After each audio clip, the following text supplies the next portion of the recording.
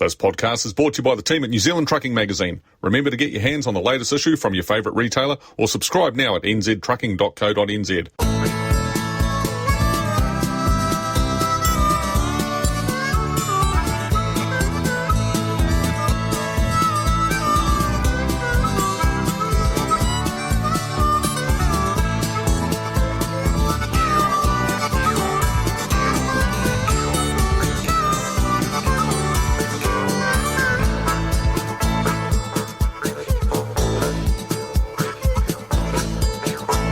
Keep on moving, the official podcast of New Zealand Trucking Media.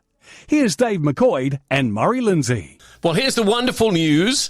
The Keep On Moving podcast is coming back to a form that perhaps you might remember. Yeah, there's a wonderful cartoon of me and Dave.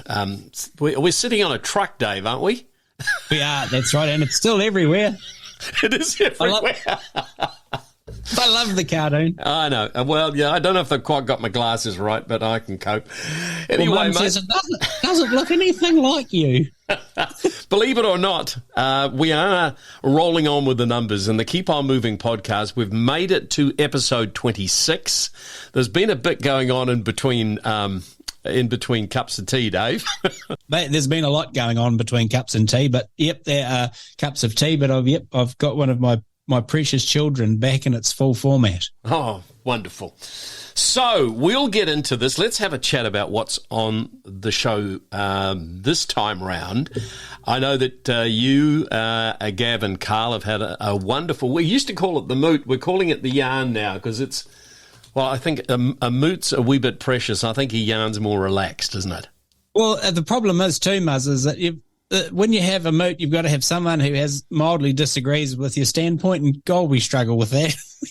It's sort of like, right, let's have an argument. We all look at each other and go, well, I agree with you and I agree with you, and well, this is buggered, isn't it, before we even start. So we just, in the end, we just have a beer and talk about shit, really. Yeah, you'd make lousy political parties, that's for sure. We've also got Bruce Hay. Now, Bruce is in the engine room of the brilliant Drake models that we see around New Zealand and in Australia and around the world as well. And he has he's got his fingerprints all over them, Dave, hasn't he?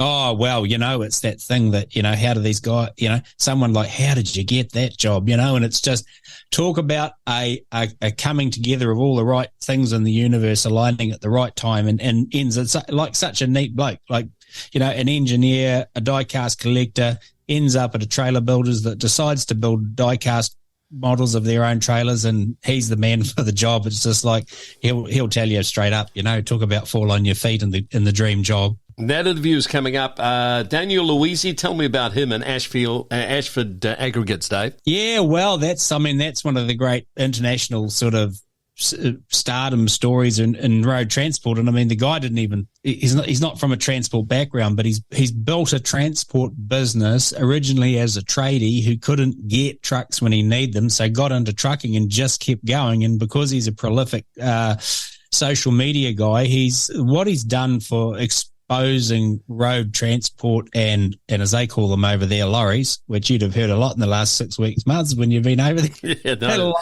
Turned into a YouTube sensation with like long episodal length YouTube things, and they're just about his business, Ashville Aggregates, and what they do and where they go and the troubles they encounter and the trucks he's buying, and it's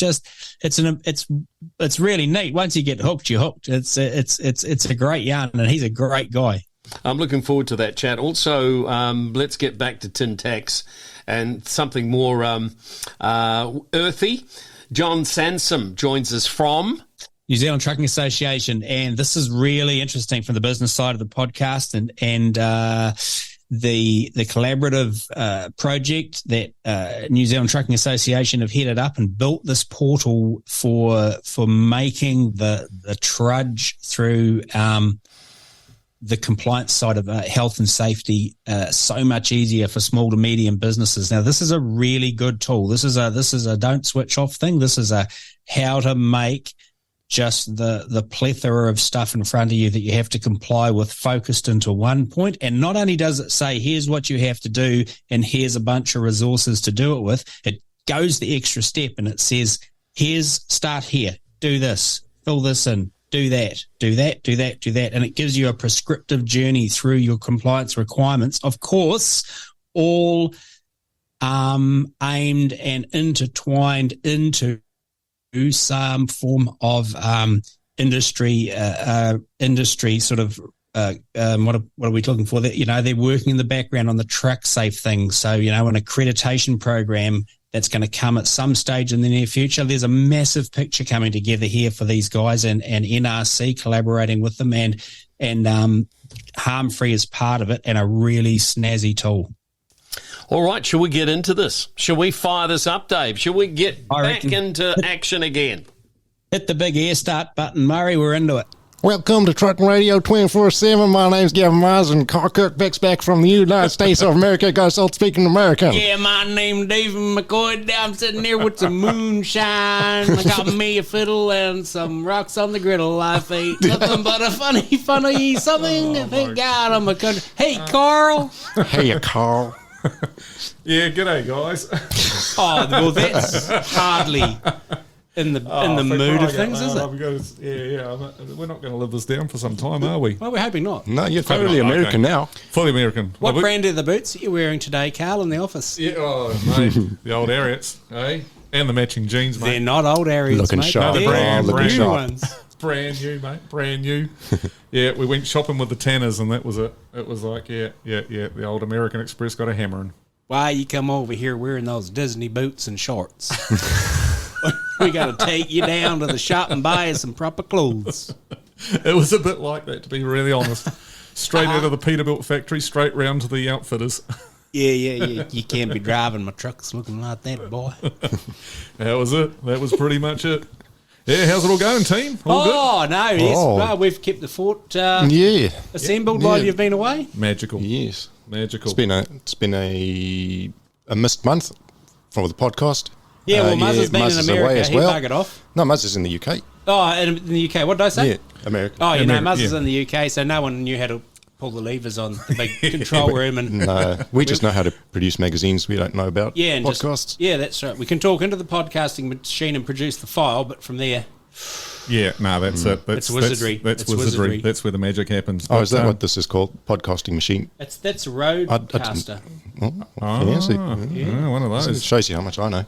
Yeah, that's the pocket edition. Yeah. Oh.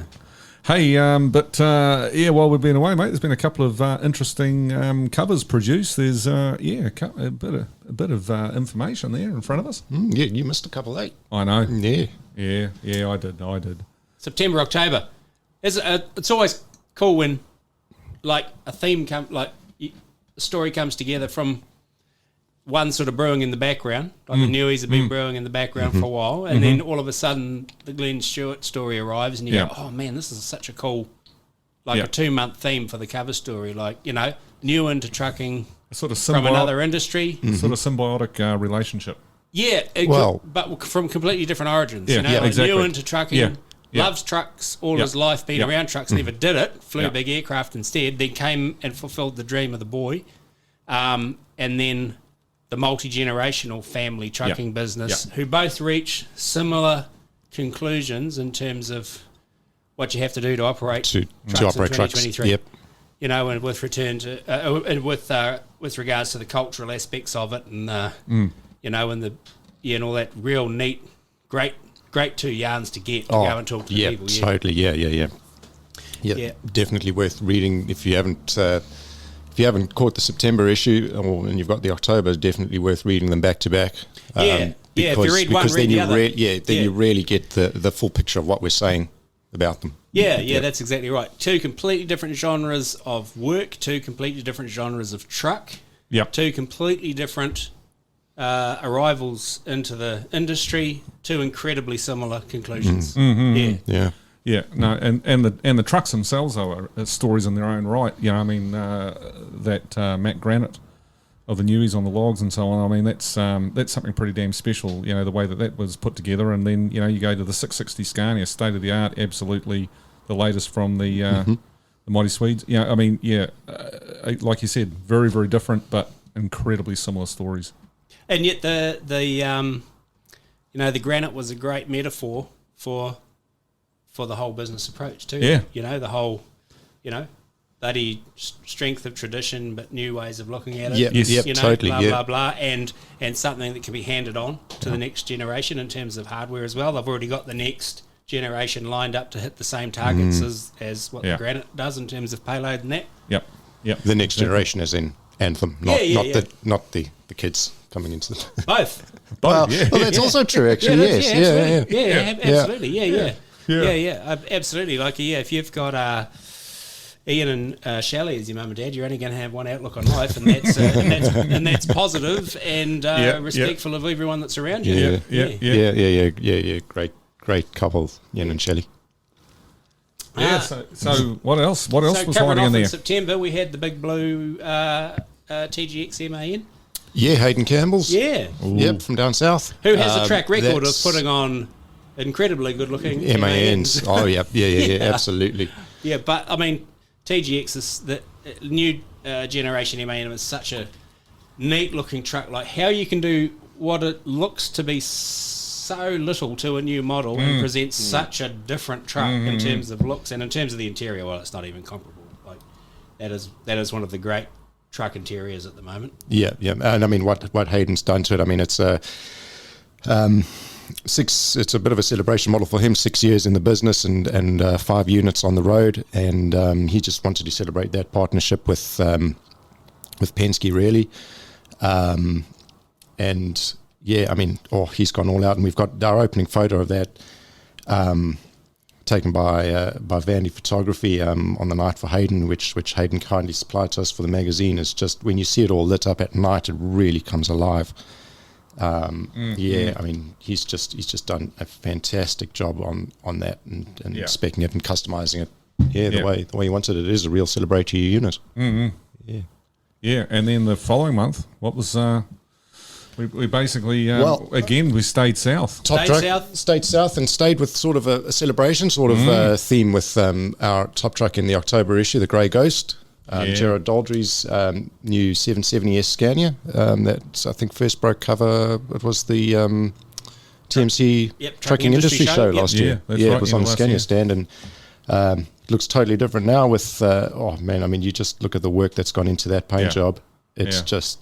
And another great story behind a truck. Another great story. That truck pays homage to so much of his life. It tells his story. It tells his story in trucking, really. And real cool, too, because another fantastic contributor to the industry, someone involved in the industry that has always, his passion for the trucks and the people that drive them was always reflected in the gear, The people that sort of, I suppose, were almost mentors to him in his trucking journey coming into it and guiding him through and sort of influencing his perspective on the industry.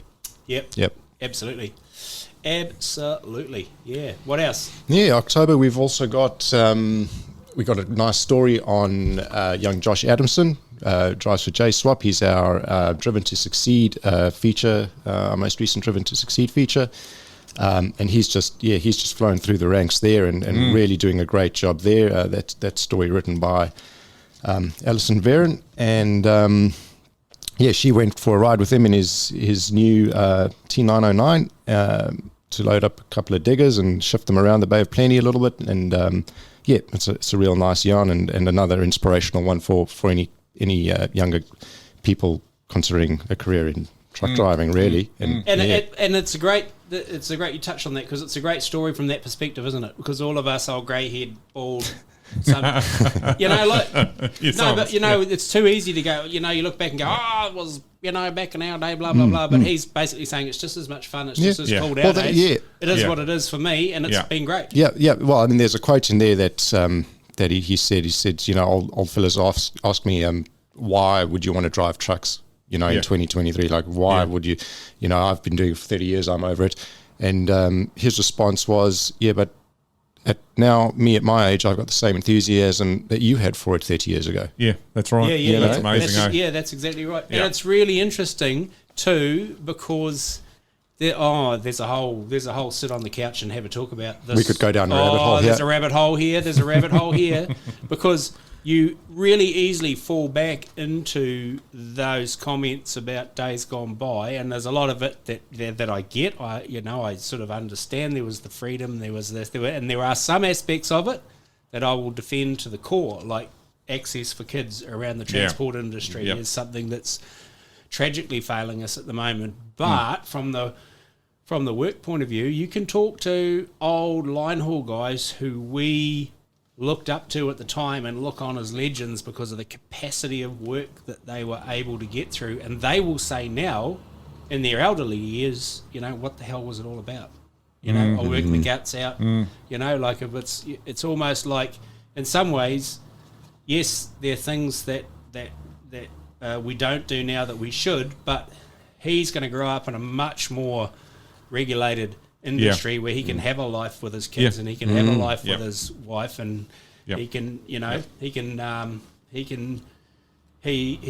get time that previous generations just never had. As long as you were conscious and you had a pulse. Do another load. The wheels were turning. No, that's it. I mean, dare we say it, that certain amount of regulation comes in because of certain stretching of legal limits, shall we say? Pushing the boundaries, Carl. Yeah, pushing the boundaries. And it's like productivity. It's like I've said in editorials, and I'm not necessarily opposed to that because it is the largest single moving object allowed free rein in society under the control of one person. It should be regulated quite heavily. An airline, an aircraft has got lots in the cockpit and lots watching them from the control tower. A train is incredibly regulated as to where it can go because it's got two steel rails that are telling it where it can go, and it's being watched. Yeah, they've been watched all the time. Blah, blah, blah. A ship has a crew of thousands on the bridge. Like a ship can't do one knot without 12 people auditing it. But a heavy truck at 23 metres and 58 tonne has still got that one person. And at the end of the day, whatever they decide to do, that's what it'll do. That's right. Yeah, absolutely. Yeah, exactly. So, I mean, we've got some real nice overseas content in this issue as well. If you've ever been curious about how the Europeans do HPMV, our good mates of the International Truck of the Year Association we've got an article through them and about the duo and mega trailer combinations that they run over there, and that's an interesting read because the way they do it, I think a lot of our readers will read that and find a little bit strange, but interesting nonetheless. Well, they find it strange as well. Yeah, well, they do actually, because there is a comment in that story about when I'm overseas on the iToy with the iToy jury members and journalists, particularly the Scandinavian ones. And I show them a picture of like the Fenco truck, say for example, if I took that over there and showed them that Scania, and they go, "Oh yes, there are many axles on this truck. What can this truck take? 120 tons?" And I'm like, no. And then you tell them what it can take but it's got all the axles made in the last year. Underneath it, why are there so many axles and not much weight? Well, you'd have to come and drive on the roads, really. Come and visit us sometime. Yeah. And then you explain to them road user charges and blah, blah, blah, blah, blah, blah, and then they fall asleep. Then we've got a write-up about Daniel Louisy, Ashville Aggregates by Will Shears. And Dave, you spoke to him, and if our listeners haven't caught that conversation yet, that's one definitely worth listening to. Can I that's a great segue. Okay. Off you go. I'm just heading off subject down a rabbit hole here. But this podcast is the return to the proper podcast show. So the Daniel Louisy interview will appear after this interview with another couple of interviews. And big news, can someone give me a drum roll? Has anyone got a drum roll? Next month is the return of the feature industry interview, like with a icon personality of the industry, because we have a supporter for that. We have a sponsor that's come on board and is going to have their name against the feature interview. And we can't thank them enough, and I'm going to keep it a secret, and we're going to talk about them at the podcast, and we're going to talk about what they do every month, and we're going to look at what they do, and because they have backed the podcast feature industry Awesome interview. stuff. And so there's been a demand. Every time I go out, I get bashed on the forehead with a post and saying, when's the next? You do. I've seen it. When is the next feature industry interview? Well, November. Is it? Awesome. But this month we've got 2 great interviews following this, including the Daniel Louisy Ashville Aggregates, and he is a hard case. He is funny as. Yeah. Oh, he says YouTube channel and he's a bloody rat bag, eh? He's a real, But, incredibly savvy operator. Oh, he's just like he incredibly knows, savvy businessman. he knows his stuff inside out. And that YouTube journey that he's on as well. I mean, I'm sure you guys discuss all of this in the podcast chat, but I mean that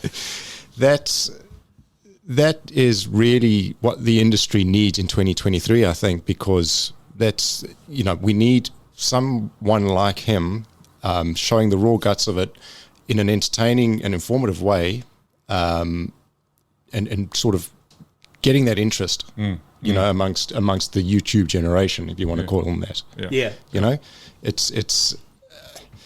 It's so difficult, as we know, to reach a younger audience, get that young blood into the industry, and I mean, these are conversations we have all the time when we go out as well.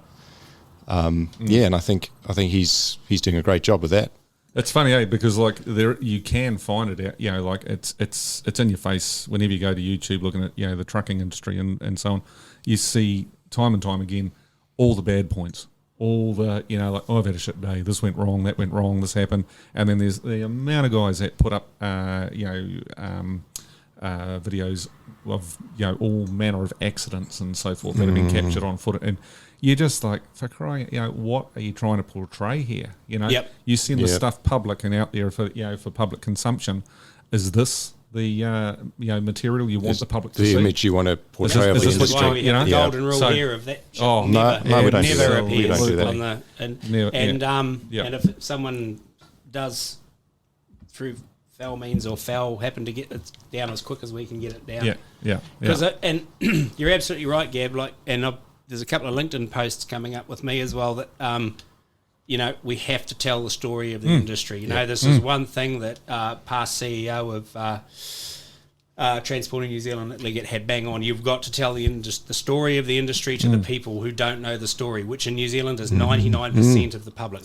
Exactly. The reason that roading is such a huge topic in the election is because of people getting their rims dented on their car, not because the roads are starting to strangle trucks' ability to move the freight. They have no idea how their privilege arrives at their doorstep, and we have to tell that story and the people that are in the industry. And I mean, I've petitioned before. I don't give a I don't.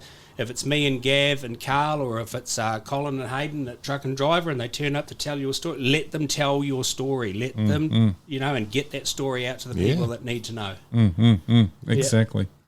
Yeah. And then I think that probably the last little highlight from the October issue, without giving away every feature in the magazine, we have got to talk about the K200 replica on the models pages. Carl, I think, I know. I'm almost reluctant to let you run away with this one, because I think that's exactly what you'll do. But people have got to see the photos for themselves. They really do. I mean, Peter Gillen and Puki Koe there, he's been building model trucks for quite some time now. And what's special about that? I mean, it's the Brett Marsh number 16 K200 Kenworth, 2.8 metre cab and quad axle. But it's what's gone into it to actually build that replica, and the level of technology that's available to hobbyist model truck builders and so forth now in this day and age. It's just incredible what you can purchase from all corners of the world. Latvia, for crying out loud. But I mean, have a look at the photos, read the story, and have a look, because it's inspiring. There's nothing you can't build these days now. But the maudlin state of depression that I get in when I looked at that, and a perfect replica of Marsh's K200, and there is no K200 model. I can't, when someone, I can't put the attachments on the vacuum cleaner and get them to stay. That's how bad at modelling. Yeah, well, I am. And and then there's a K200, and there's no such thing as a K200. How the hell is He created it. How did he Yeah. create Yeah, it? there it is. Well, this is it. As I said, it's worth having a look at. There's some interesting websites there to go and have a look at for these various products that are available in these odd places like Latvia and so on that, suddenly make the, will give you the opportunity and the possibilities to actually build that K200 and make it look like that. Phenomenal. Peter, he's a top-notch model truck builder, and that one's going to look pretty good on the old competition tables at the next Easter Nationals, I can assure you. Absolutely. And of course, I suppose the one thing that we need to talk about, because we've done the announcement and he knows he's won it, is Robin Tarney Jeffries, Yes. RT Southern Line, Yes. Kenworth K200 2.8 Fat Cab, won the John Murphy Memorial 22-23. Real deserved winner. Yeah, and look, everywhere we go, particularly in the South Island, obviously, and we say the people who we talk to about that win, and the win is about, in the minds of everything. I mean, beautiful truck, fantastic truck, nothing away from the truck, deserved winner. Yeah. But it's Robin Tarnia that like they couldn't go to better, nicer people. Yeah. No one has said anything else. Yeah. They are thrilled for the win for the people. Yep. Yeah, which is so That's cool. And there is a real, when you look back over recent years of the awards, or actually probably go right back, I mean, that is a common thread. Like, and maybe that's there's something there with just genuinely being bloody good people. You get a good following, and people are prepared to vote for you. To back you. They're prepared to back you. Absolutely. I mean, everyone, you go back over recent years, and oh my goodness, all those winners, they're all just, I'm going to use it. They're salt of the earth people. Yes, copyright Carl Kirkby. It's 2023. Oh no, actually 1960. When were you born? 1967. Copyright Carl Kirkbeck. If you use salt of the earth in your conversation, please send 5 cents to Carl Kirkbeck. Tianatu Peninsula. I'll send you a postal address. Soon to be Invercargill. Hey, heading south. Brace yourself, South Island. Captain K's coming. Yeah, southbound and down. Yeah, absolutely. Yeah. So from there we go to what else is on the board? Well, by the time you're all hearing this, we will know who the government is. Whether it's whether we've retained the incumbent government or Prime Minister Winston Peters. We have had. There's for those of you that don't know that are listening from all over the country, there's a little village sort of on the way between the Coromandel Peninsula and Auckland, and it's called Waitakiruru, and it's basically a small village by 2 muddy canals, and and it's got a National Party billboard, and it's got the local MP Scott Simpson, and how the National Party billboards have got like Luxon standing by whoever the local man is, and someone's glued Winnie's his face over Luxon. Winnie's face on Luxon, far out. Gold. Yeah. Well, crikey. Let's just hope and pray that, let's see what happens. At least I've learned a lot. Like, if the next time anyone's talking to me about statistics, facts, figures, and asking me to recite, I can just say to them, you rude, arrogant person. Like, how dare you ask me for budget and figures on this? That's the rude and arrogant generation that you are, and you should be all ashamed of yourself, and you're the reason why the country's in the trouble it is. That rings. So that's basically the answer to any KPI question your boss has for you, really. Yeah, there you go. Yeah. Good to know. Yeah, thanks, Winston. But next time we talk, we'll either be talking about the return of Tintin, or someone else. A whole new direction. A whole new direction. Yeah. Oh my goodness, it's going to be interesting. Yeah. Yes. Okay, Captain Carl, let's move on to something more positive and get away from that. Yes. We left it to this podcast because you hadn't seen it. And I keep getting asked by Mike Williams and Yogi Kendall and Craig all the time. I know. What do you think of it? What do you think of it? Carl, have you looked at Trucking Life volume issue 1? Yeah. New generation. New generation. Volume 1, issue 1. Yeah, unbelievable, boys. You've done and girls, the whole team, I should say, because there's husbands and wives. They're all behind that, and they've done it. They've done it admirably. That's exactly what it needed to look like. It contains exactly what it needed to contain, and it's got the feeling of the truck and life that we all remember, and that was paramount, that it actually encapsulated that, and they've got it. Yeah, and they've pitched it like design wise, and the whole thing. It looks like about late 80s, early 90s, doesn't it? And that was the heyday. Yeah. It really was. I mean, those were the magazines that you head off down to Scotty's bookshop, and sort of grab the copy there, and all the good juicy stuff in there. I've just got to talk to them about getting models in there though. That's everything. Because it did, eh? Yeah. There was there was always a model and section. it had a country music section in it Yeah, too, eh? yeah. Well, there's a bit of that, I believe. There's a bit of that in this one, because Andy makes sure of that, because Andy's a muso. Yeah, so that, I mean, it's heading in the right direction. Keep it up, boys and girls. You've really nailed it. It just looks bloody magic. And we made a fuss. We've made a big fuss about Trucking Life coming back onto the shelves in Australia, and that's because we're very close to the crew, and we know them really well, and we've shared ideas, and they got a radio station, they got a podcast, blah blah blah blah blah, and that. But also because it and the younger crew out there, it was the first. It was I think Truck and Bus was probably the first.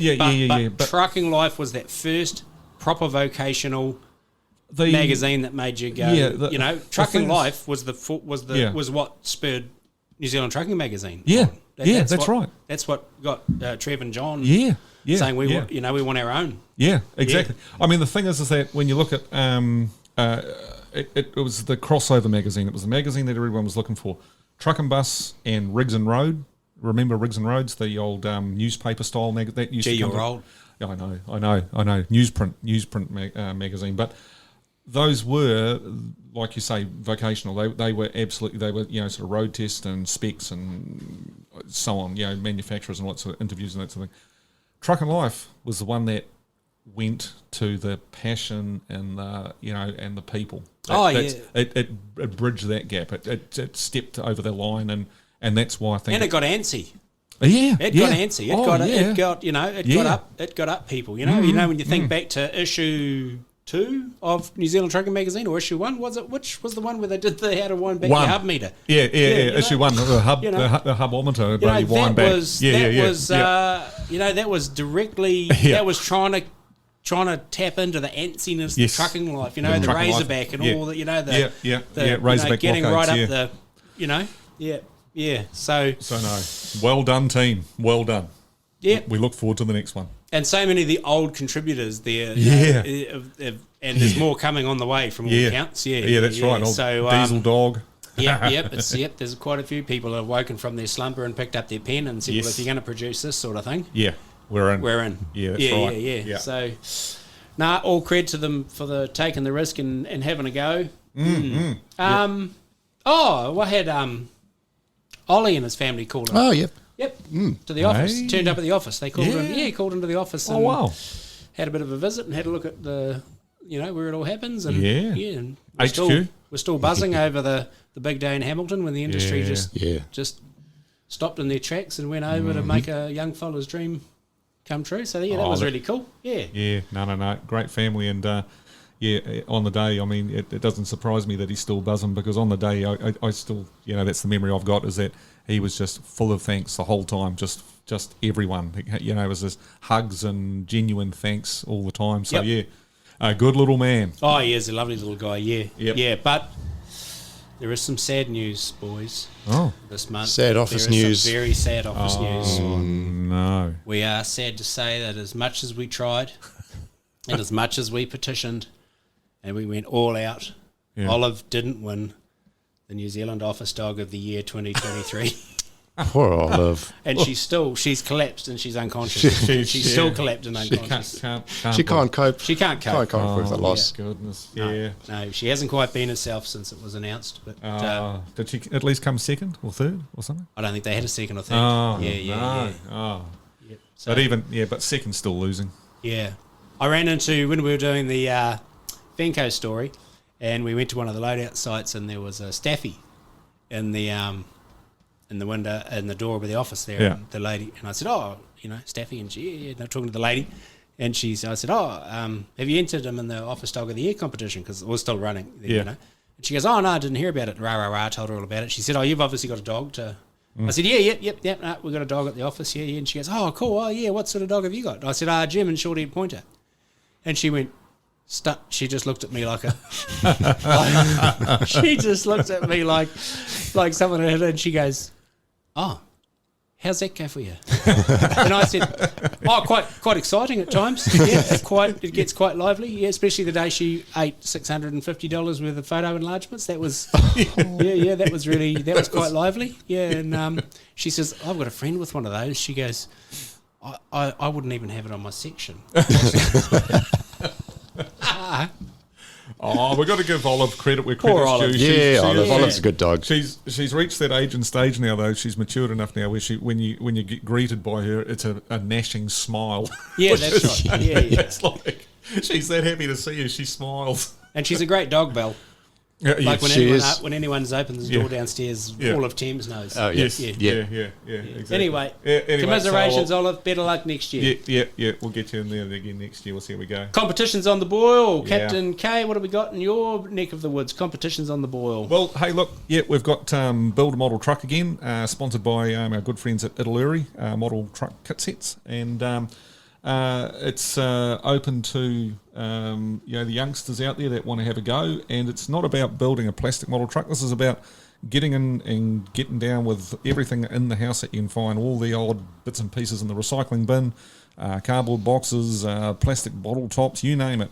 Paint it, decorate it, put your livery on it, and all that sort of carry on, and sort of make it your own, and send us a photograph and some details, and you'll go in the draw.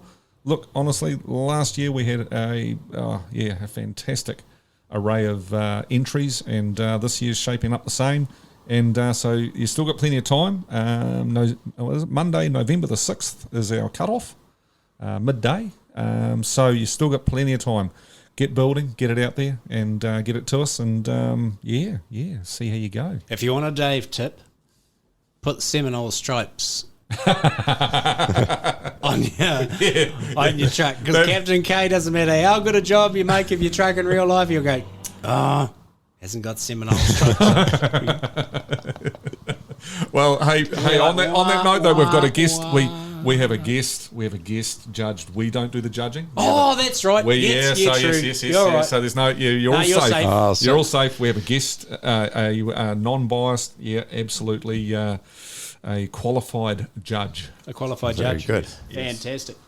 The other big competition that's running at the moment is My Chestnut, and God, I'm going to hang on to this thing like a dog with a bone. I'm not going to let this go. The Trucking Towards a Better Future 23, and this is the price you will pay out there for raising a truck mad kid that listened to the stuff that you said, because I know that the level of intellect that's driving around and riding around out there in cabs, and I know that you see so much, and I know that you have comments on so much, and you see such a plethora of different industries, and you interact with different industries, and you see the way one industry does something in terms of their supply chain and distribution chain that could be crossed over, or just great ideas.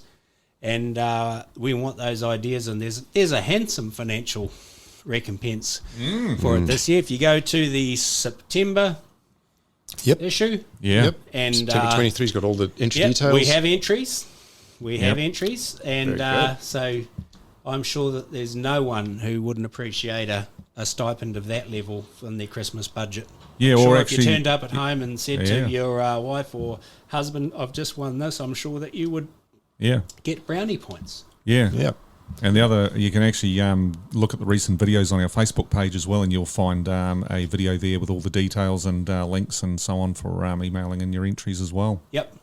And hey, if nothing else, it's another opportunity for the Kiwis to show the South Africans how it's done. Yeah, absolutely. I mean, we've showed you on the rugby field enough times in recent. Hang on. Back up. That's this is. This comes back to what we were talking about before, about telling the story of the industry and celebrating the people that are in it. I know how bright you lot all are. I know that you've seen so much, and so much that can be improved, because I've heard you complain about it in smoko rooms over the years. Yeah. Now's the time to get your ideas on paper. What have you seen in one place that could be they could do better, easier, quicker, faster? And it could be anything. It's infrastructural, and yes, infrastructural, supply chain, distribution chain, warehouses, DCs, you name it, it's up for grabs. Yes, there will be a significant weight put on environmental sort of side of things, but as we always say, if you improve and streamline a process, the chances are you've made it environmentally better anyway. Exactly, that's right. So if you know, if it takes less resources to do something, then that's great. Yeah. Yeah. I mean, and using less resources, wasn't there a great sort of display of that using resources outside your office the other day? Oh, geez, you want to have a chat about this now, do you? Yeah. Come on. Yeah. I mean, this is shall we? Or because he did send us an email saying my editorial this week's just written itself. Yeah, that's very true. Should we save it? Save that for a moot another day, maybe. Definitely read the EDM this Friday because I feel the editorial and the weekly newsletter, I feel I know what it's going to be. Or no, well, by the time they get this, she will have well gone, won't it? Make sure you go back and read the editorial and the weekly newsletter for the 6th. Is it the 6th? It'll be the 6th. Friday the 6th. Yeah, Friday the 6th. Yeah, and you'll know what we're going to talk about, but it was absolutely unbelievable. It'll be a ripper. Yeah. Million Mile entries, Captain K. The Million Mile, the Bridgestone Million Mile Club. Million Mile Club, yeah. If you have out there a truck that has done 1.6 million kilometres or more, get in touch with us and let us know, because seriously, there's a section of the magazine that's dedicated to it, and Bridgestone are our proud sponsors there. People.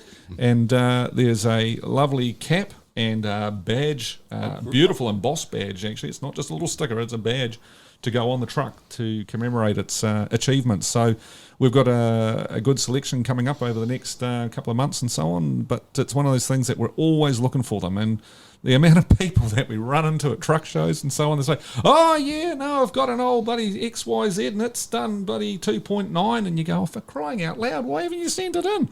Send it in. All right, so email it through, carl@nztrucking.co.nz, and we'll get it in the magazine and we'll send you a cap and a badge for your troubles. It's just that simple. She's been a good old jigger for you. Why not earn her a badge of respect? Yeah, that's right. Yeah, give her a pat on the back. Exactly. That's what it's about. Speaking of badges of respect, obviously September just gone was Hall of Fame month. The Road Transport Hall of Fame, in association with Mobile Delvat 1 down at the Richardson Transport World Museum, Wonder of the World Transport venue, accommodation, something else. Whatever you call the Holy Grail. Yeah, the magnificent site, a magnificent building, and it's. Before I get on to the, it's always so great when it's like I said with Ed, Paul and Grant's MacBook, in one editorial for their Mac the Life book, the chronology of the first 1,000 Macs built. It's you turn the pages and you see their life story, and it ends in a wreck, and it ends in something that's old and battered, and then you turn over and you see one of the restorations and you look at it. Its very last photo is better. Then its very first photograph, and all of a sudden the respect you have for the restorers, and you go, oh my goodness, thank goodness, look what you've done, you've preserved that, when I go down and like I say, there's sheds all over New Zealand that fall into this category, so I'm not necessarily singling them out, but you go into the transport world and you see like the Southern 950 there, and it hasn't deteriorated a bit in a year because it's undercover, it's in the dry, and you're just like, man, what a magnificent. Magnificent. And anyone that's got restored trucks and sheds, just hats off to you. But 5 more inductees into the hall this year: Ian Guys, Peter Walker, George Headley, John Garrity and Trevor Jackson. So it was another great night. They all everyone that was there, gets into the night and gets dressed up and celebrates, past and presents and posthumous and it was really good. And family are there to receive. Both families were there to receive the awards for the members that weren't able to be there for reasons of mortality. And it's just a neat night to celebrate. Celebrate the industry. And that's exactly. Yeah, there's got to be more of it. And of course, other celebrations that have occurred, been celebrated recently is TMC 75. Yeah. That's a huge achievement, isn't it? 75 years. There's a lot of history gone under the Yeah. bridge in terms of your business. You've weathered a lot of storms to make seven decades and 5. It's also an illustration, I suppose, of the progression of the industry. Really. Yeah. When you look at those pictures that we featured in the magazine, and you just see how trailer building has changed over the years, it's mind-blowing stuff. Yep, and that takes some, that in itself is a testimony that they've been able to progress with they've been able to see it and capture the trend and jump on board the trend and create the trend, and there's plenty of that, in their history as well. And of course, the other big one, moving to the North Island, Patchell's Likewise, 50 Patchell's, years. Patchell's 50-year celebrations at early in September in Rotorua, and that was a great night where, Ian got up and spoke, and and the great thing about both celebrations was it's the people. It's the people. Both Paul at TMC and Ian at Patchell's just wanted to recognise the people that have given their heart and soul to making those businesses what they are. And I mean, yes, you need that entrepreneur, you need that guy at the front end that's like, yep, we can do this and take on unfathomably big tasks and that. But then the crew come fall in behind and help them make the vision real. Yeah, exactly. Yeah, no, the Ian's story is it's a damn good read, that one. It's I mean the camaraderie amongst the team, that comes through, and the people that he's dealt with and so on, and the leadership, stunning. Yep, absolutely.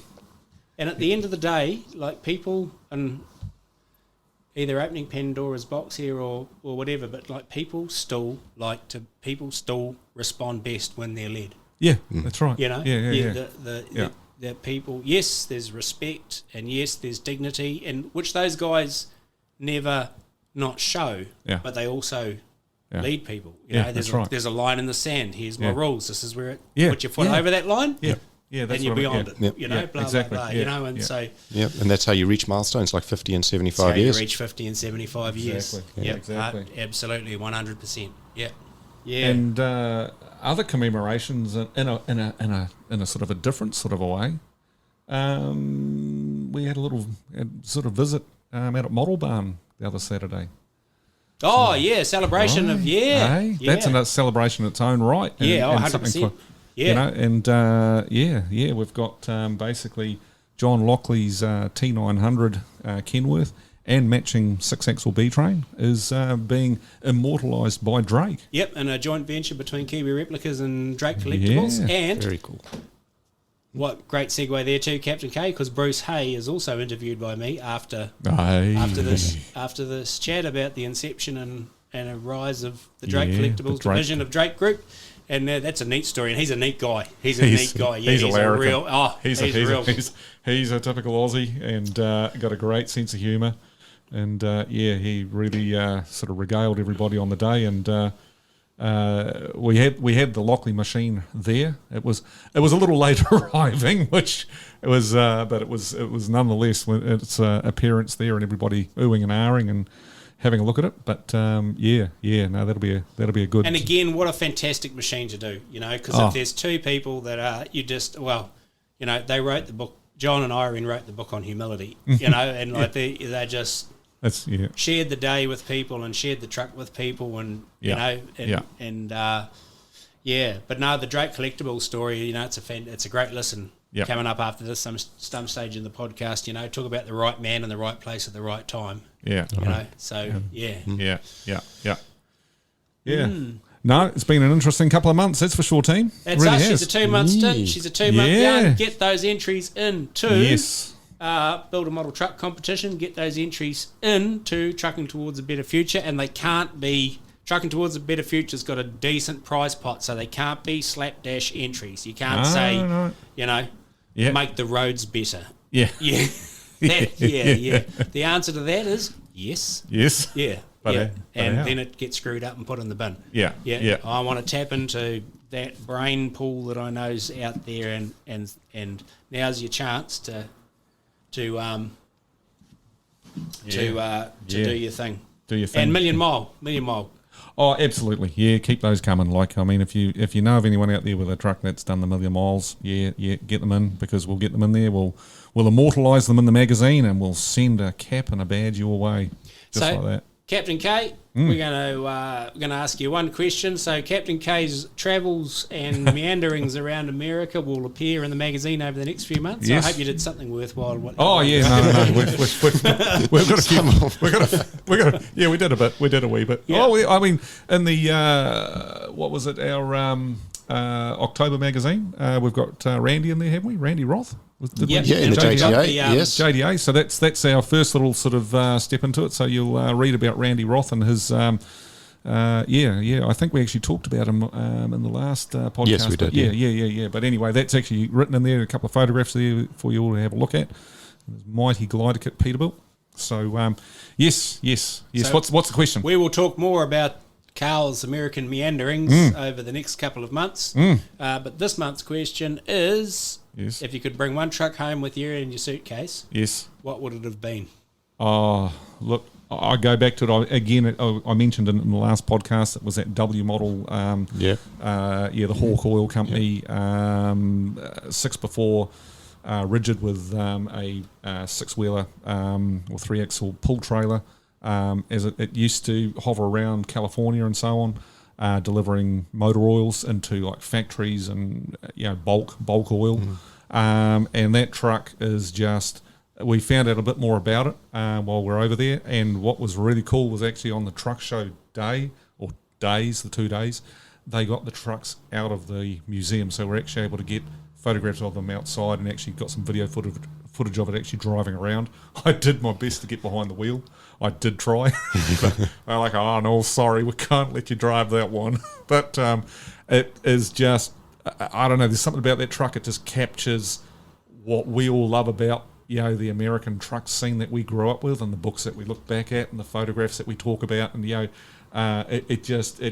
fallen out of the 70s. It's just and it could go back to work tomorrow, sort of thing. So we'll put a photo up with the podcast, eh? Yep, I'm off to email Dave Tanner now and tell him that Carl didn't like any of your trucks and he wouldn't have chosen any of those to bring home. And very sorry about that. Stay tuned on the Keep On Moving podcast. We've got the interview with Daniel Louisy coming up. We've got the interview with Bruce Hay coming up. And if you're in business, if you're in trucking business, especially small to medium-sized businesses, stay very tuned, because from the New Zealand Trucking Association, we've got John Sansom talking about their new HARMfree program that they've got for operators to help streamline the mire of compliance around health, safety and well-being. So keep it tuned to that. It's a great tool. So stay tuned. Keep on enjoying. Fantastic. Awesome. All right. Catch you next month. This is another Trucking Radio 24/7 podcast in association with New Zealand Trucking Magazine.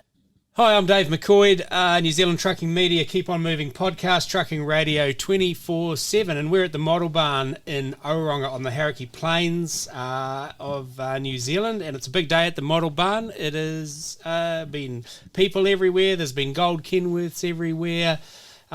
It's another launch day in New Zealand for a Drake die-cast collectible, and the news is out. It's been on Facebook. It was the John Lockley T900 Legend sleeper cab, and it's the second Drake released this week in New Zealand. Earlier in the week we had the Reddington K200 2.8 metre cab that, and of course in New Zealand for the week is the man himself, Bruce Hay, from the Collectables division of Drake, and Bruce is known around the world as the face of die-cast collectibles at Drake. He is the man who makes the blood run quicker and the pulse quicken amongst the trucking fraternity of people, and probably makes wives, girlfriends, husbands, partners feel a bit like the second rung on the ladder sometimes. I think you're responsible for some robust conversations in households around the world. Welcome to Trucking Media, Bruce, and welcome to the Model Barn today. Thanks very much for having me here. Yeah, I often get told that I cause more divorces than the barmaid at the local pub sometimes, but yeah, absolutely.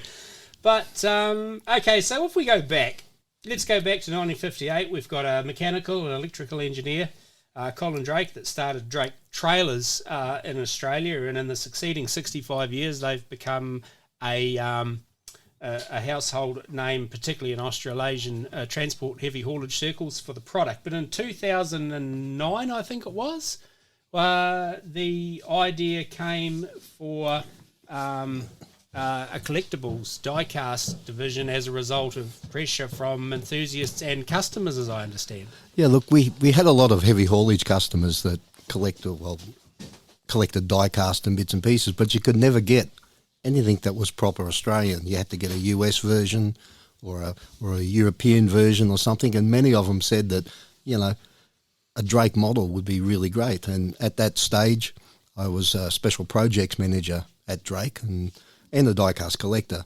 And John Drake said, what do you reckon? Let's look around and see if we can find somebody to make us a model. So suddenly I was getting paid to look on all those websites that I wasn't supposed to be looking at during working hours. All of a sudden you were paid to do it. Yeah, I thought, you beauty. Yeah. And so John is the grandson or the son of the founder? John is the son of the founder. Cole Drake was first generation, and then John joined the company. Yep. And at present, there's Sam Drake and Maggie Drake, or Maggie Nielsen, Yep. which are third generation at Drake itself. So in charge of the Drake Group. So it's a group of companies. So how many years had you been at the company when all of a sudden the door opened and he gave you the dream job? Well, I worked for an engineering company that John Drake bought in '94. Oh, yep. So officially last year they had my 40th anniversary. Right.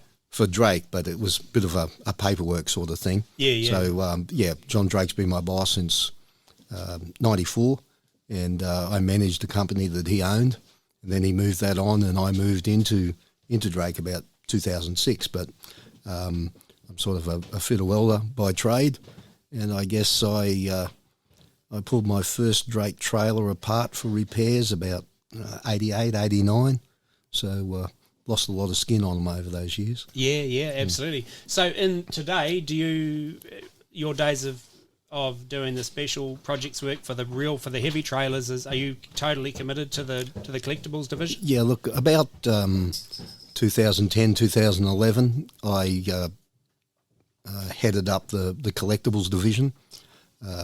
It has 3 full-time employees that I look after. Wow. And 2 sort of part-time ones that work with us as far as photographs and media and videos and things of that nature. So we never set out to become that manufacturer. We found a company in the US that we funded and made our first model for us.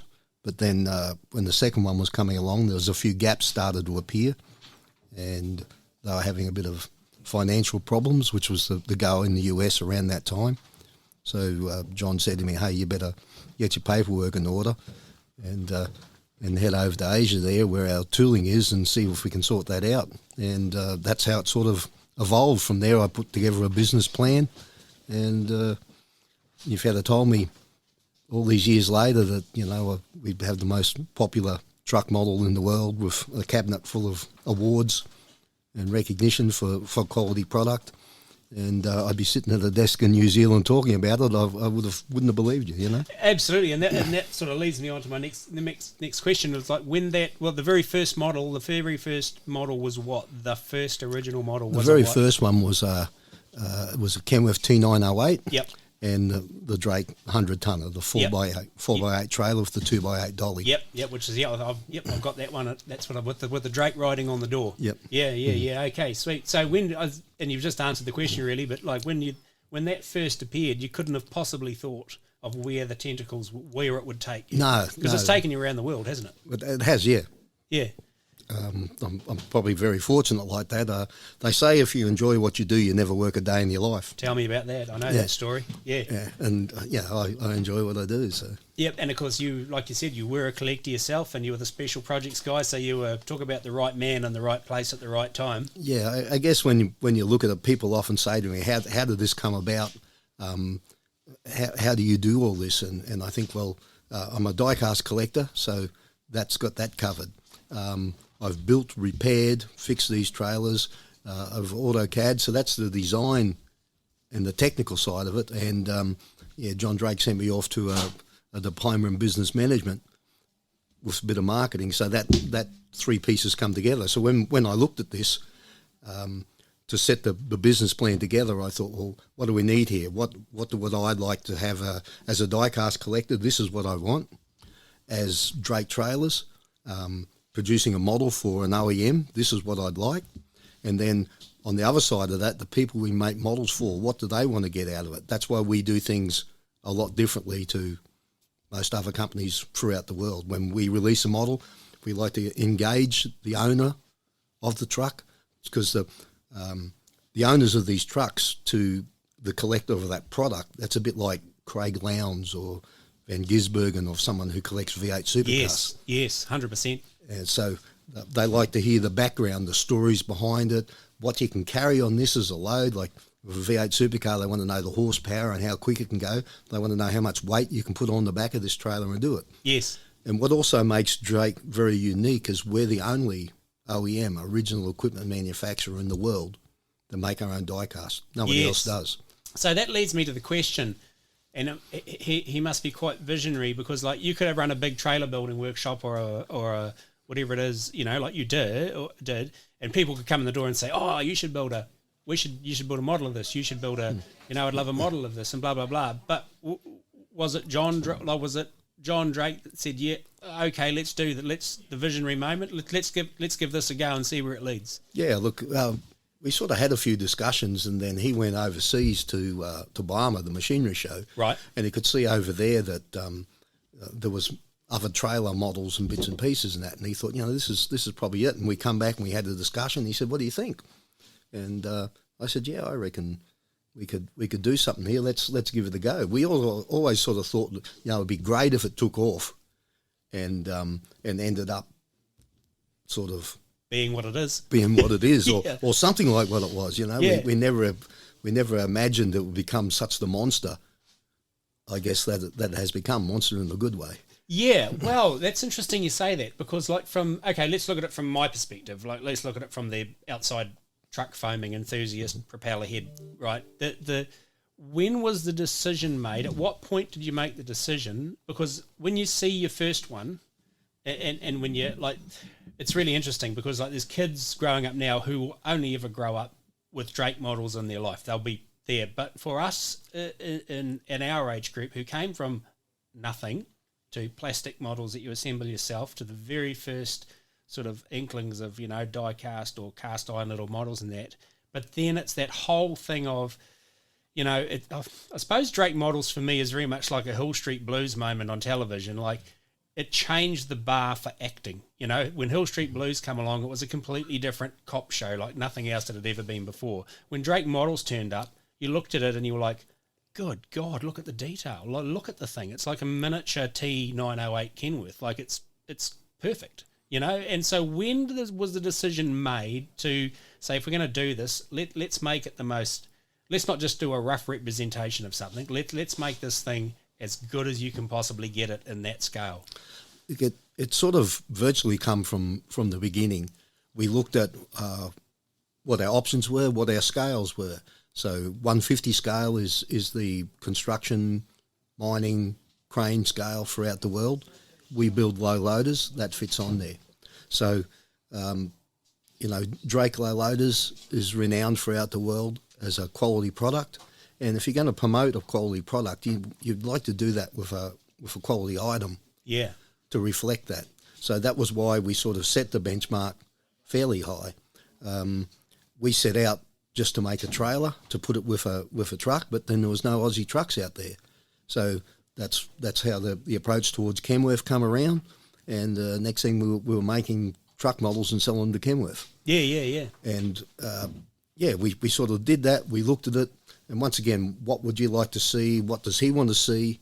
And what does our end customer want? You know, they want to promote their branding with a quality product. So that was how that come about. And we also thought, well, if this is become popular and some of the overseas manufacturers want to look at this and look at the Australian market, let's set the bar fairly high so it's a fair hurdle for them to catch. Yeah, good. Yeah. If you're gonna create competition, make it hard. Yeah. So with the Kenworth, the thing, the Packer involvement, like, was that just an instant yes when you went to them? Did they say, yeah, shit, we're into this? Well, look, it was a bit funny because I sort of chased the bloke a fair bit, and I eventually got him on the phone after some emails and bits and pieces. And he said, look, I don't mean to be rude, he said, but I get people contact me all the time wanting to make models of our product. But as soon as they find out how many they're going to make and what the cost is going to be, you never hear from them again. And I said to him, well, look, mate, have you ever heard of Drake trailers? He said, well, no, I haven't actually.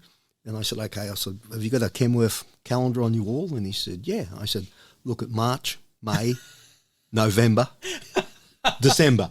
Yeah. And I said, I know what it's going to cost.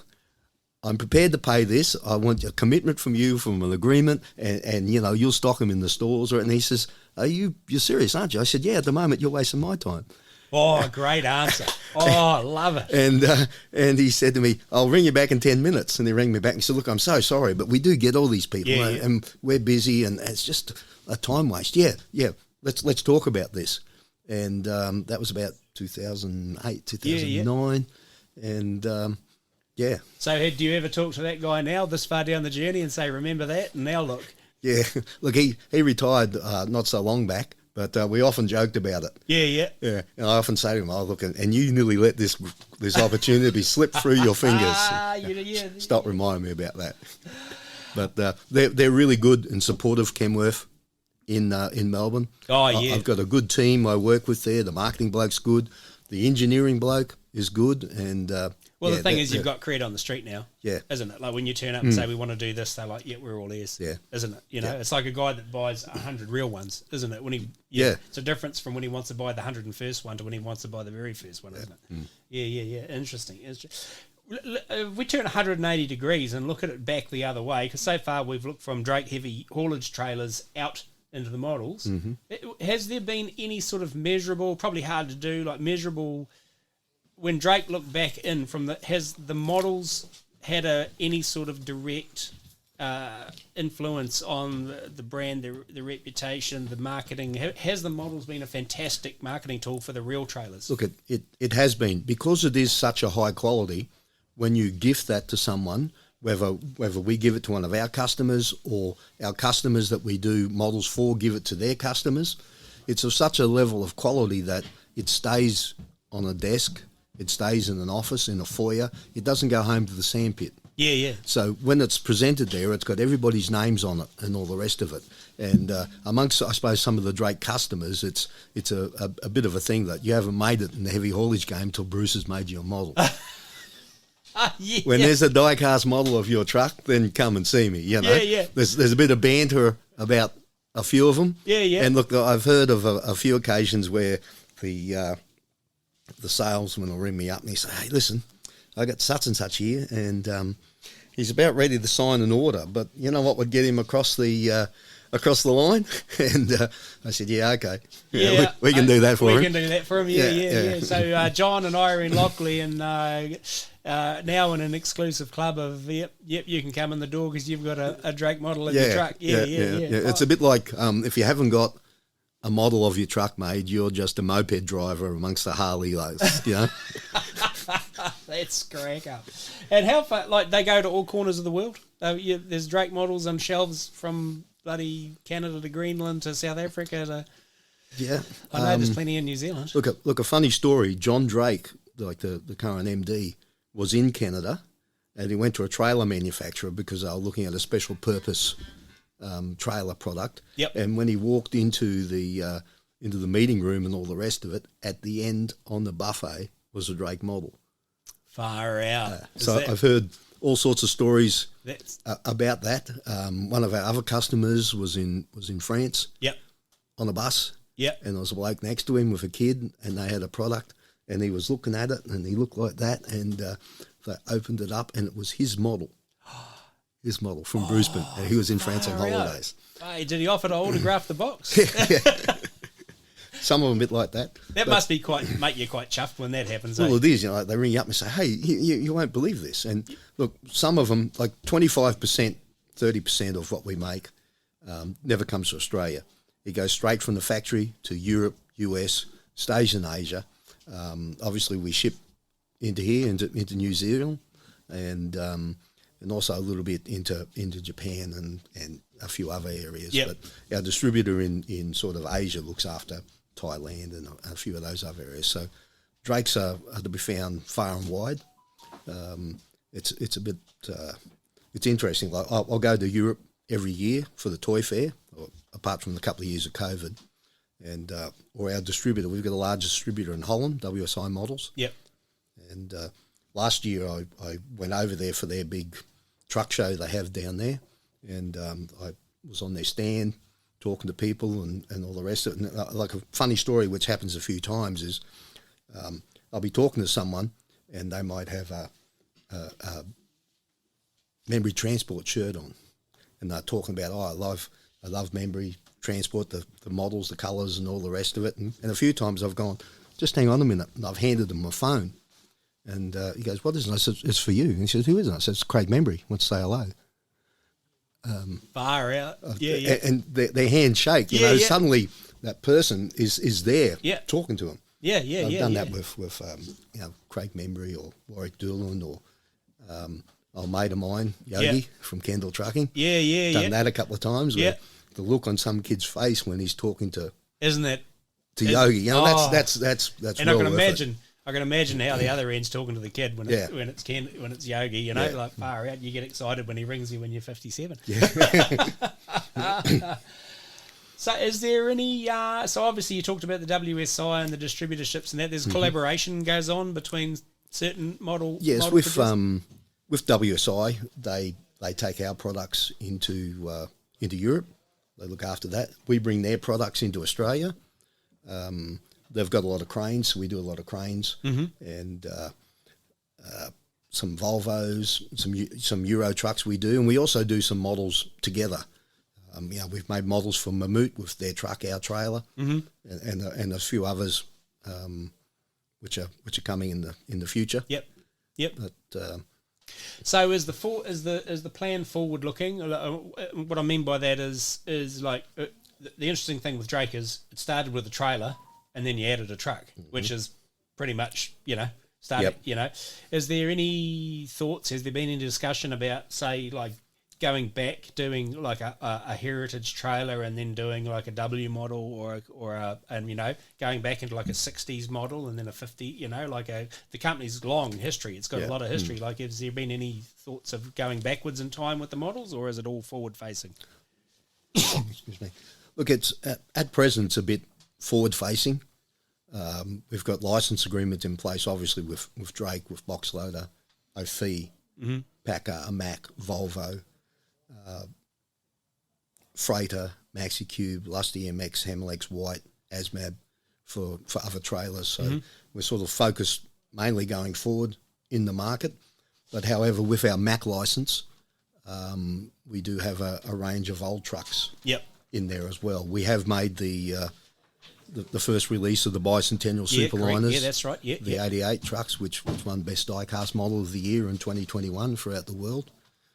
That was a very rewarding project, I suppose. If you look at a new truck, Kenworth or Mack give you drawings and you do 3D things, that truck come off my tape measure, some sketches, because back in 1988 or 86 when they were making those trucks, there was no 3D drawings. Yeah. All 2Ds. There was nice detailed drawings of light brackets, but they didn't have a drawing of the bonnet. Because that was all moulds. It was all moulds. The Bicentennial Superliner bunk was a special bunk, only made. 17 were made, 16 put on trucks. Yeah.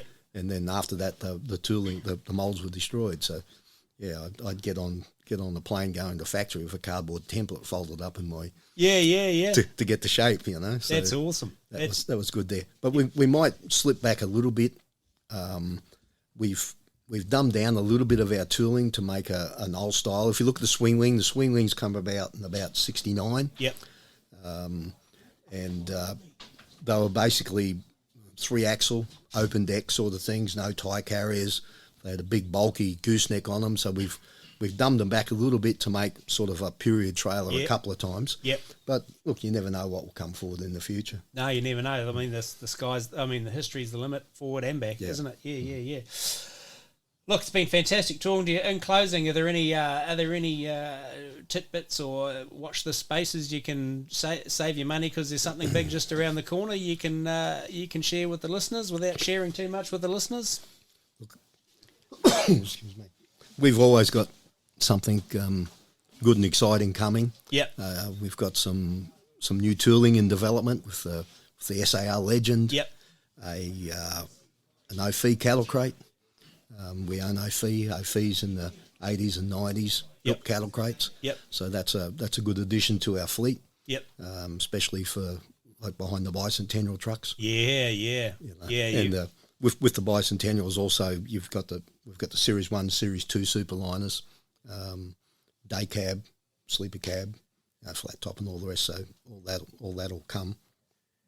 But we have some new company liveries coming in. Cool. A lot more Australian general freight ones. Yep. And of course, after today, a couple of Kiwi ones coming along. Yeah. So. You're obviously a great. Drake Collectables are actually a great supporter of the construction industry because everyone's going to need to add another 2 meters onto the man cave just to keep up to keep pace. So, what's the biggest collection that you know of, like outside of the company's archive? That I suppose you've got one of everything you've ever made in the vault. But what numbers wise? What's some of the biggest private numbers that you've heard?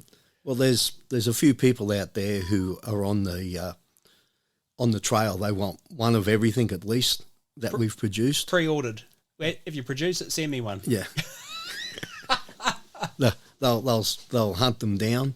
Some of the original first releases go for obscene money. Right. Crazy sort of money. And what we also do is we do what's called private label manufacturing. Yep. A little bit like what we've done for Jeremy here. Yep. He orders them, we sell them to him, he sells them on. But there's also a few transport companies out there that we've supplied them to, and they never went to the retail market. Yep. They've just been for corporate gifts, for good customers, for events, anniversaries, things like that. So that's the holy grail ones. Yeah. There's a few of them out there. I did see on an auction page one that went to New Guinea for Mapai Transport come up, and it sold for, it was a $200 model in 2012 and sold for nearly $6,500. Good grief, really? Yeah. Yeah, amazing. The crazy thing is, like, I had 200 of them and I only kept one for myself. Yeah. There's the Ferrari. Yeah. Hey, look, really appreciate your time. We know you're incredibly busy. You're here, there, and everywhere doing releases and promoting the product, and you do a marvellous job of promoting the product. By the way, you are the face of Drake Collectables, and the happy collecting phrases echoes around the world, everywhere. Appreciate the time to give us a chat about the history and the models and the Drake Collectables. And can you end the interview with the famous Bruce Hay catchphrase? I'll leave it up to you. In 3, 2, 1, you go. Okay. Well, that's about all we've got time for today, ladies and gentlemen. So I'm Bruce Hay. Until next time, happy collecting. Thank you, Dave. More Dave in a moment. This is the Keep On Moving podcast in association with New Zealand Trucking Magazine. And if you'd like a copy of New Zealand Trucking Magazine, even better, if you would like a yearly subscription, all you have to do is call 0800 Truck Mag. That's 0800 878 256. It is the trucking Bible in this country. If you haven't heard of him, then you possibly should be, or you've been living on another planet. But YouTube, social media sensation out of England, Daniel Louisy, better known as Ashville Aggregates. And I've got him live on the podcaster machine here for a talk. And welcome to New Zealand Trucking Media, Daniel. Thank you for having me. What an honour to be here, and what great pronunciation of my surname. Look, I've got 10 out of 10 before we even start. Okay, for those of you that don't know, for those of you that have been on a different planet, so Daniel's, you're a builder by trade. You're a chippy. Originally, my company's construction company. Yep. Working on refurbishments, basements, loft conversions, extensions, and around 2012, we couldn't get the service for waste management and supply material. Bought our first truck. I drove the truck myself. We bought a grab lorry, 8x4 grab lorry. It was a DAF CF85 with an Epsilon 120 crane on it. I did it all myself. Took away the earth from the basement digs and supplied our construction projects with material.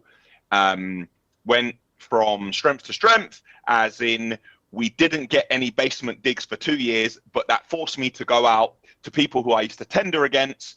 And then we began to provide truck services and waste management and aggregate supply as a separate business away from construction. So the two grew individually. Fantastic. And somewhere in the mix, somewhere along the line, you decided to involve social media in your transport journey, or was that also in your building journey? Did you just transfer from one to the other, or was that very much a transport thing? It was a bit of both. The two I look at and handle the two separately. The construction we've been doing for a longer period of time, and media with our construction projects. I kind of wanted to showcase the how-to and our finished projects. Like, this is a project we finished. This is how we did it. These are some of our clients. Very proud of our end product and the work we've done. Regarding the transport, waste management, and our concrete and all those services, that industry is a bit harder to get into, and a lot of our competition are like third generation. So I wanted to showcase what we did and people to know who we were. So that was kind of one, I was showcasing what we did, and the other one, I was more trying to get our name out there. This is what we can do. These are the resources we have to hand. This is the all-round, wraparound, turnkey construction service, construction supply service that we can supply to other construction companies, not just to our construction company. Right, excellent. And so just to give you some idea, Kiwis that are listening, so that last stats, the Ashville Aggregates YouTube channel, we've got 460,000 subscribers. We've Correct. got 65 million hours of viewing, and that equates to 7,420 years worth of viewing. This guy is hugely popular, and there'll be lots of. I know there's people out there who I've said that I'm going to interview Daniel are already across, and but if you're not, it's great viewing. You said in your interview with Will Shires when Will talked to you about, people get a bit of humour out of it, but I don't really see where that is. But if you you watch the videos, there's also, you do things all the time, like that real professional flyover of the drone across the fleet, and then it just flies into a tree, and then there's pictures of you sleeping in a sleeper cab, cuddling your tip truck, and like you do inject funny stuff into the videos. I try to share the entire journey, the good and the bad. I feel that on social on social media a lot of the time, it's all about people showing it's so great, I'm so great, we're the best company, very corporate, nothing ever goes wrong. I made a conscious decision to share the good with the bad, the ups and the downs. Like, for instance, we did crash the drone. What's the problem with showing that we crashed the drone? There's no problem. We did crash the drone. What a problem. No problem. We'll get some new propellers for it, and we'll put it up again. So yeah. And that's great. It shows the reality of life. Like, sometimes you've got tongue tied, and you just spit it out and start again and say forget about that, and go to open the passenger door of the truck and it's locked. And just awesome funny stuff. Like, it's just real life stuff that really goes down. Really tickles my fancy. Anyway, For those of you that are listening that have heard Daniel speak about the fleet already, and the original CF85 DAF, which is a truck hugely familiar to us out here, but he talked about a grab. Now, what that is, if you don't know the English trucking scene and the municipal tip sort of market, it's got a clamshell crane on the back of it, like a Hiab or a Palfinger or whatever, and it's got a grab and it unloads and loads itself. Do they tip as well? What you call a grab, is that a tip truck as well? Yeah, tip trucks as well. It's on. Well, I use them on two chassis. I use them on a 4x2 chassis to get into those tight Muse jobs in central London, but the majority of them are on an 8x4 chassis. The body tips. It's very similar to a tipper, except the body is a bit smaller, and the space behind the cab, where the body would go all the way to on a tipper, a bit smaller, and the crane fits there, bolted to the chassis. And you use that to deliver sites and pick up stuff, or yeah, we use it to take waste away.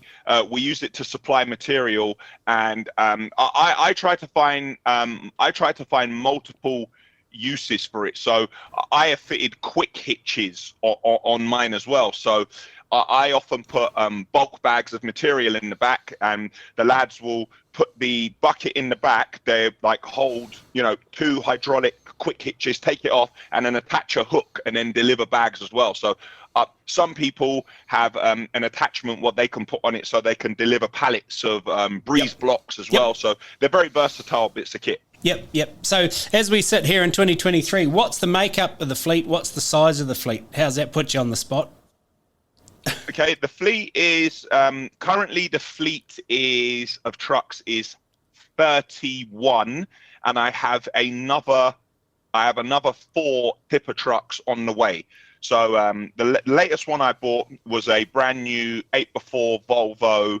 I think it's a 420 Volvo tipper with a Thomson body on the back of it, and I have another 4 identical ones coming to us. And the makeup of the fleet is going to be, let me see if I'm terrible at remembering this. The makeup of the fleet is going to be 20 8x4 tippers, 4 8x4 grabs, 1 4x2 grab, 2 4x2 skip lorries, 1 4x2 pump lorry, 5 8x4 upgraded chassis volumetric concrete lorries. 1 roll-on roll-off 8x2 with a crane on it. What is it? 1 road sweeper. Oh, we're gonna road sweep it. Yep. Yeah. We got a little DAF road sweeper as well. I'm trying to remember. I think that's it. Yeah, I think that's. Did we have the Arctics in there? No, the Arctics are gone now. Oh, are they? One of the biggest mistakes I've ever made. I was how can I say? I was looking at pounds and pence and spreadsheets as opposed to day-to-day practicality. And on a whim, the Arctic tractor units and tipping bodies, they went to auction and they fetched really good money, but now I look around, I can't replace them for the same money that I sold them for. So big mistake. So just touch on 8x4, 8x2 roll-on, what was it? Roll-on, roll-off. What? Fill us in on it. So basically, whenever I'm venturing or diversifying into a new field, we started to do roll-on, roll-off bins. We went into plant hire. So I needed a lorry with a flatbed, but I no longer had the Arctic. And I wanted to deliver bags of material on it. But at the same time, we wanted to start doing the roll-off bins. And then that lorry needed to get into tight jobs in London. So rather than ordering an 8x4, I ordered an 8x2 because it has that bit better steer on it and that bit better control with air suspension on it. And so I put a flatbed on, and I can deliver anything up to a 13-ton machine, or I can deliver loads of bulk bags, and I have the crane on the back of it to offload.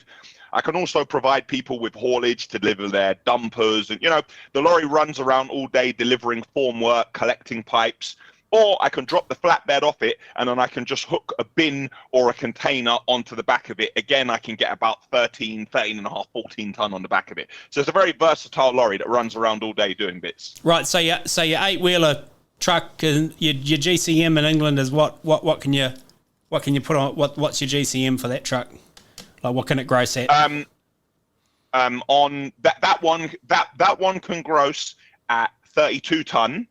But the tipper's 32 ton, the 8x4 grab's 32 ton, but the volumetric 8x4s, they've got upgraded chassis. Now, the design weight of the chassis with the Volvos is 44 ton, with the Scanias is 43 ton. However, the law changed in England and they brought us down to 38.5 ton with those. Oh, okay. So a volumetric concrete truck, for anyone wondering, they're really cool. So they're like, if you can imagine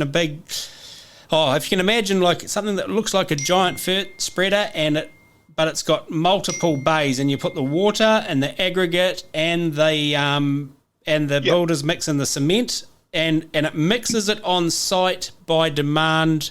So Daniel or one of his crew will go up, they'll tap into the computer, we want this grade of concrete, this mix, this slump, all that sort of stuff, and the truck bursts into life, and out the chute comes exactly that, in any amount you want. So if a man says, I want half a metre of blah-de-blah, then they turn up with the volumetric truck loaded, and it just spits out half a metre of that. Yeah, pretty much. It varies between the trucks, but probably the biggest one in the fleet can hold 4 ton of cement, 2,200 litres of water, and sand and stone mixes, and we can do anything from like a C10 or C10 curb mix all the way up to like a C50, depending on what they want. Obviously, the higher the mix, the more cement that's going to be used, and once you run out of cement, that's it. Back to the depot to reload. That's it, back to the depot to reload. Fascinating. So I noticed, looking at the trucks on YouTube, I haven't seen a tip trailer yet being towed by any of the trucks. What's the story there? Well, I can double your productivity overnight. The what? Sorry, a trailer, like a pull trailer behind the truck, like for the tip truck. As in the tipping trailers. Yep. Which for the Arctics we're talking about. No, like for the rigid and a tipping dog trailer, like a pull behind drawbar trailer. We don't have one. Right. Yeah, we don't have one at the moment. However, the 8x2, has the capability to pull.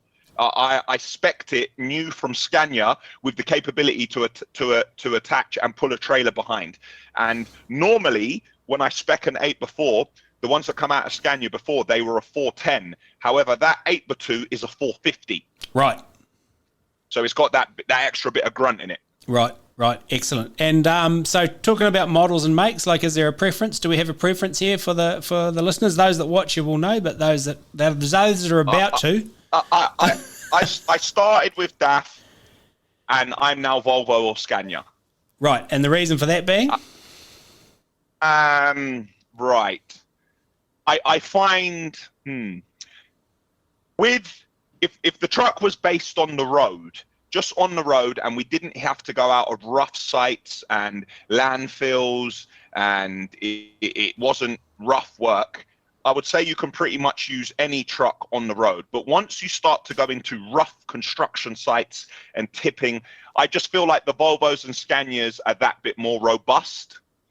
I haven't had fantastic experiences with DAFs on an 8x4 chassis, which are going in and out of landfill and going onto construction sites. The Volvos and Scanias are that bit more, they can put up with a bit more, I won't say abuse, but I'll say rough work. Yeah. Okay. Interesting. So that new Volvo that's coming that you were talking about, is that one of the ones that you flew to have a look at and you had a walk around and pointed at and sat in and all of that stuff?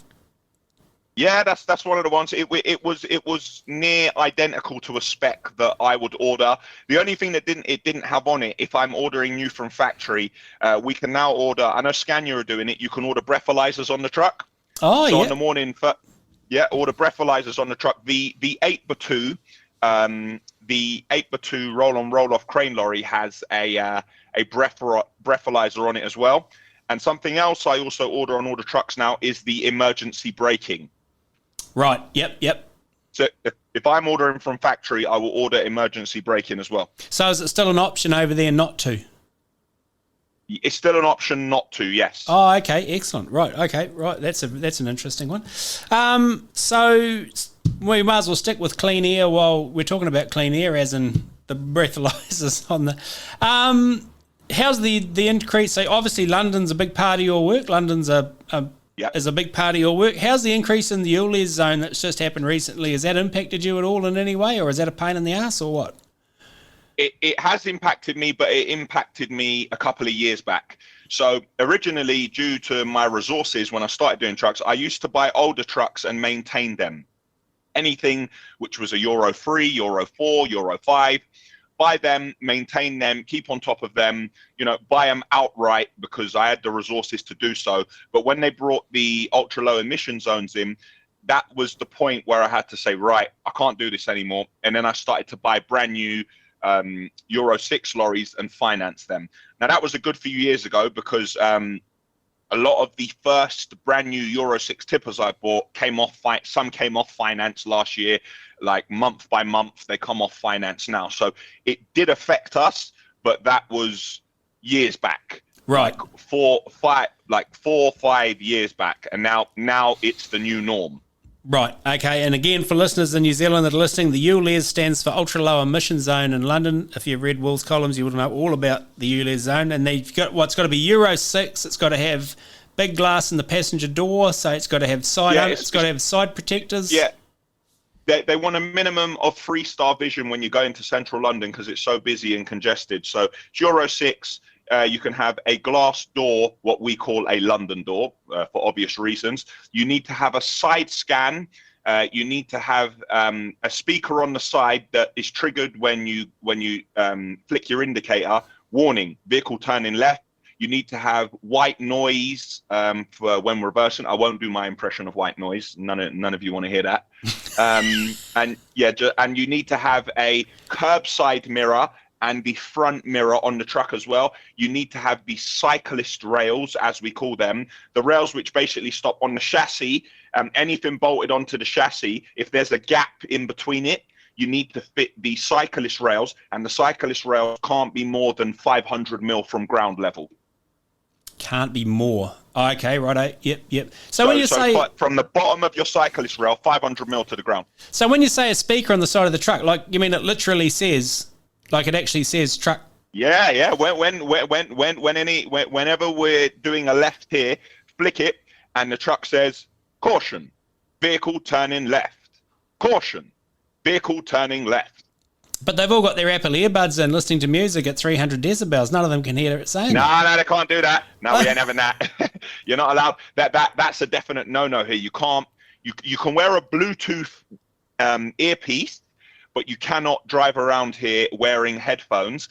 And when I spec the trucks, I spec them all with sat-nav, Bluetooth, aircon. I tried to put all the comforts in it that people don't need to, they've got a sound system. There's Apple Car, there's CarPlay, they can connect any phone they have, so they don't need to do that. I was talking about the cyclists that's supposed to be hearing the truck. It's them that'll have the earbuds. Oh, there, yeah. Well, on that I can't comment, but I can tell you that we're doing everything in our power to keep safe. Hey, just while you're there, is it driving a 8x4 heavy truck through London, is that a real mission? Like, is it a narrow, hideous, tight, horrible place? And when the truck disappears in there with a load, is it lost for 6 hours, sort of thing? It is one of the cases of how long is a piece of string. You can go in there and get in and out of Central in an hour and a half, or you could go down there and get stuck there the entire day. And you have to try and price accordingly, but at the same time, you're trying to be competitive. That's the problem with going into central London. You do not know what you're going to get on any given day. When they start to put temporary lights up and start to do roadworks, some of the work we actually just have to say, no, sorry, we can't do it, or price it accordingly. That if we run around just outside of central London and a truck is doing 5 or 6 loads a day, going into central London, you may just accept that you might have to accept you're going to do 2. So what we try to do is schedule the work So if we need to do 10 load out of Central, we would probably say, everybody out the yard at 6:15, go down to the job in Central first thing and beat the traffic, because the construction site's open at 8 o'clock. At 7 o'clock, everybody parks outside, turns off your engines, no idling, because the neighbors won't be happy if they can hear 10 diesel engines idling. Wait for 8 o'clock, get in, get 10 loads out, and don't go back for the rest of the day, and then do the local work back near the depot afterwards. So we try to plan it and schedule it accordingly. So when they're coming out, they're going against the traffic so they can get out. Yes. We try. Yeah, have you ever been to New Zealand? You haven't been out here yet? I haven't been fortunate enough yet. Because congestion's a worldwide thing, believe me. But Okay. yeah, I thought London must be congestion on steroids. What else have I got to ask you? Oh, now I was interested to read you got a rail siding. You bring your aggregate into your yard, the train drops the wagons off, and you've got aspirations to own a Ashville Aggregates train. Yes, we do. It's due in this morning. I'm having a look at the cameras. It's not here yet. Right, so it's due in about 3 minutes, but I don't fancy my chances. Yes, we bring material in from other parts of the country, sand, gravel, type 1, and we distribute locally, and we use the sand and gravel to make our own concrete, and we let other people collect, because locally we have a few quarries, but the quarries do the same work we do. So it's a bit of a, sometimes for them, if we price the same job, it may be a bit of a conflict of interest for them. Yeah. You know, so we, wanting to be the masters of our own destiny, we put in a rail sidings, and we import from other parts of the country who don't have an interest in this area and who will happily supply us. Is that a reasonably unique model, or like, are you the only one doing that, or is that quite common to have your aggregate railed into the Greater London area?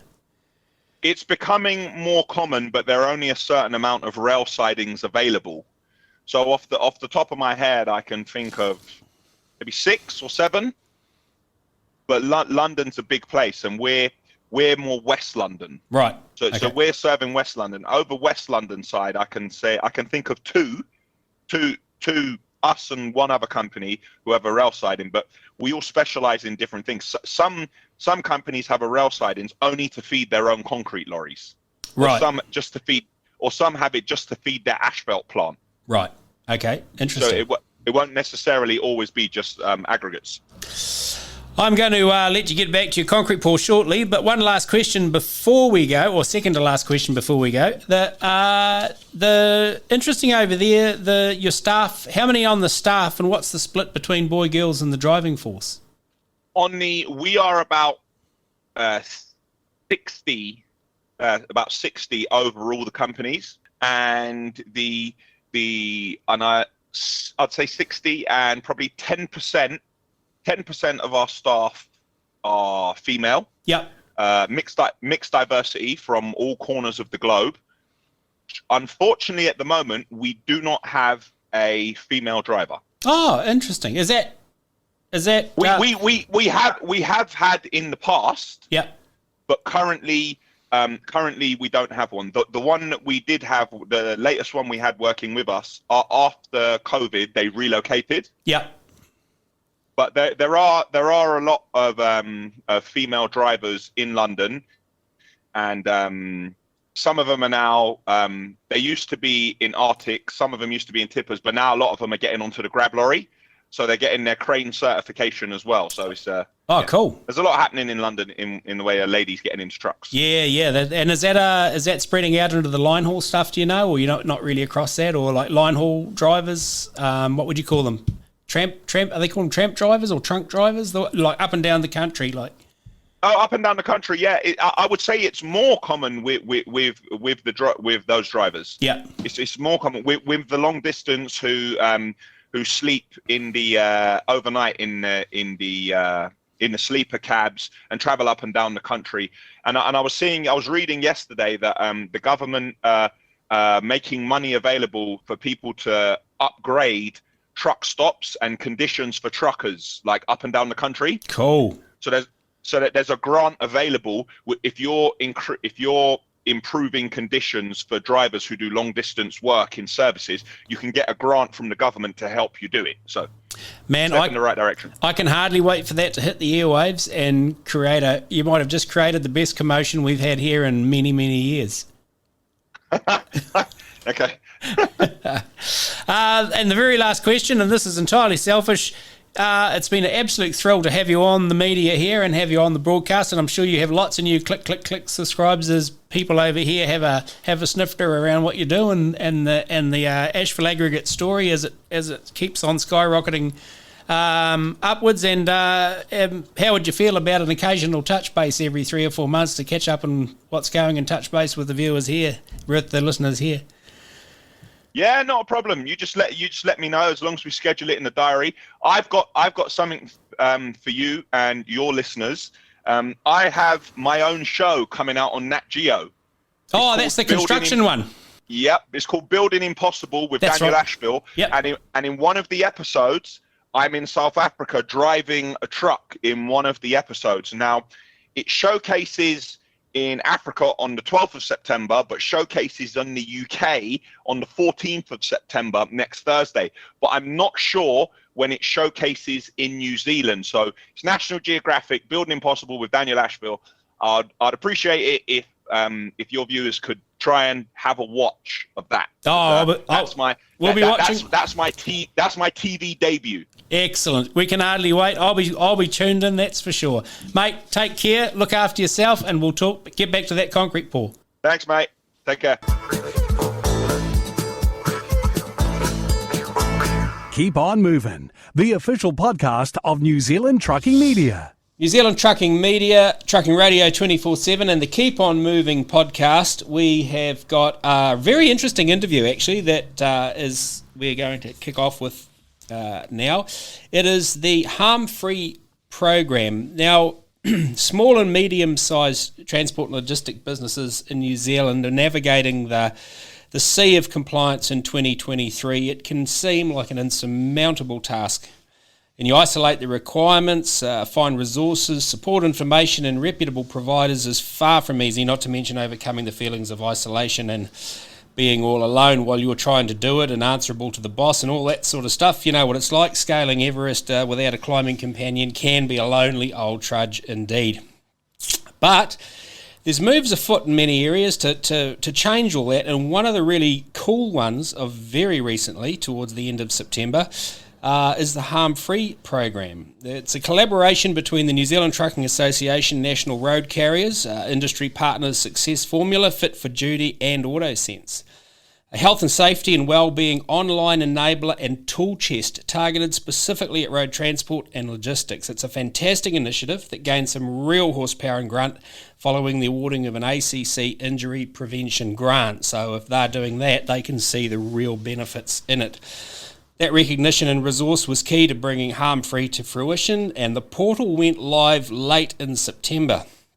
John Sansom is the program head for HARMfree, and he's with us on the line, and it must be a really incredibly exciting time for you just at the moment, John, when you can see your baby standing up and taking its own first steps and waiting for people to come and have a look.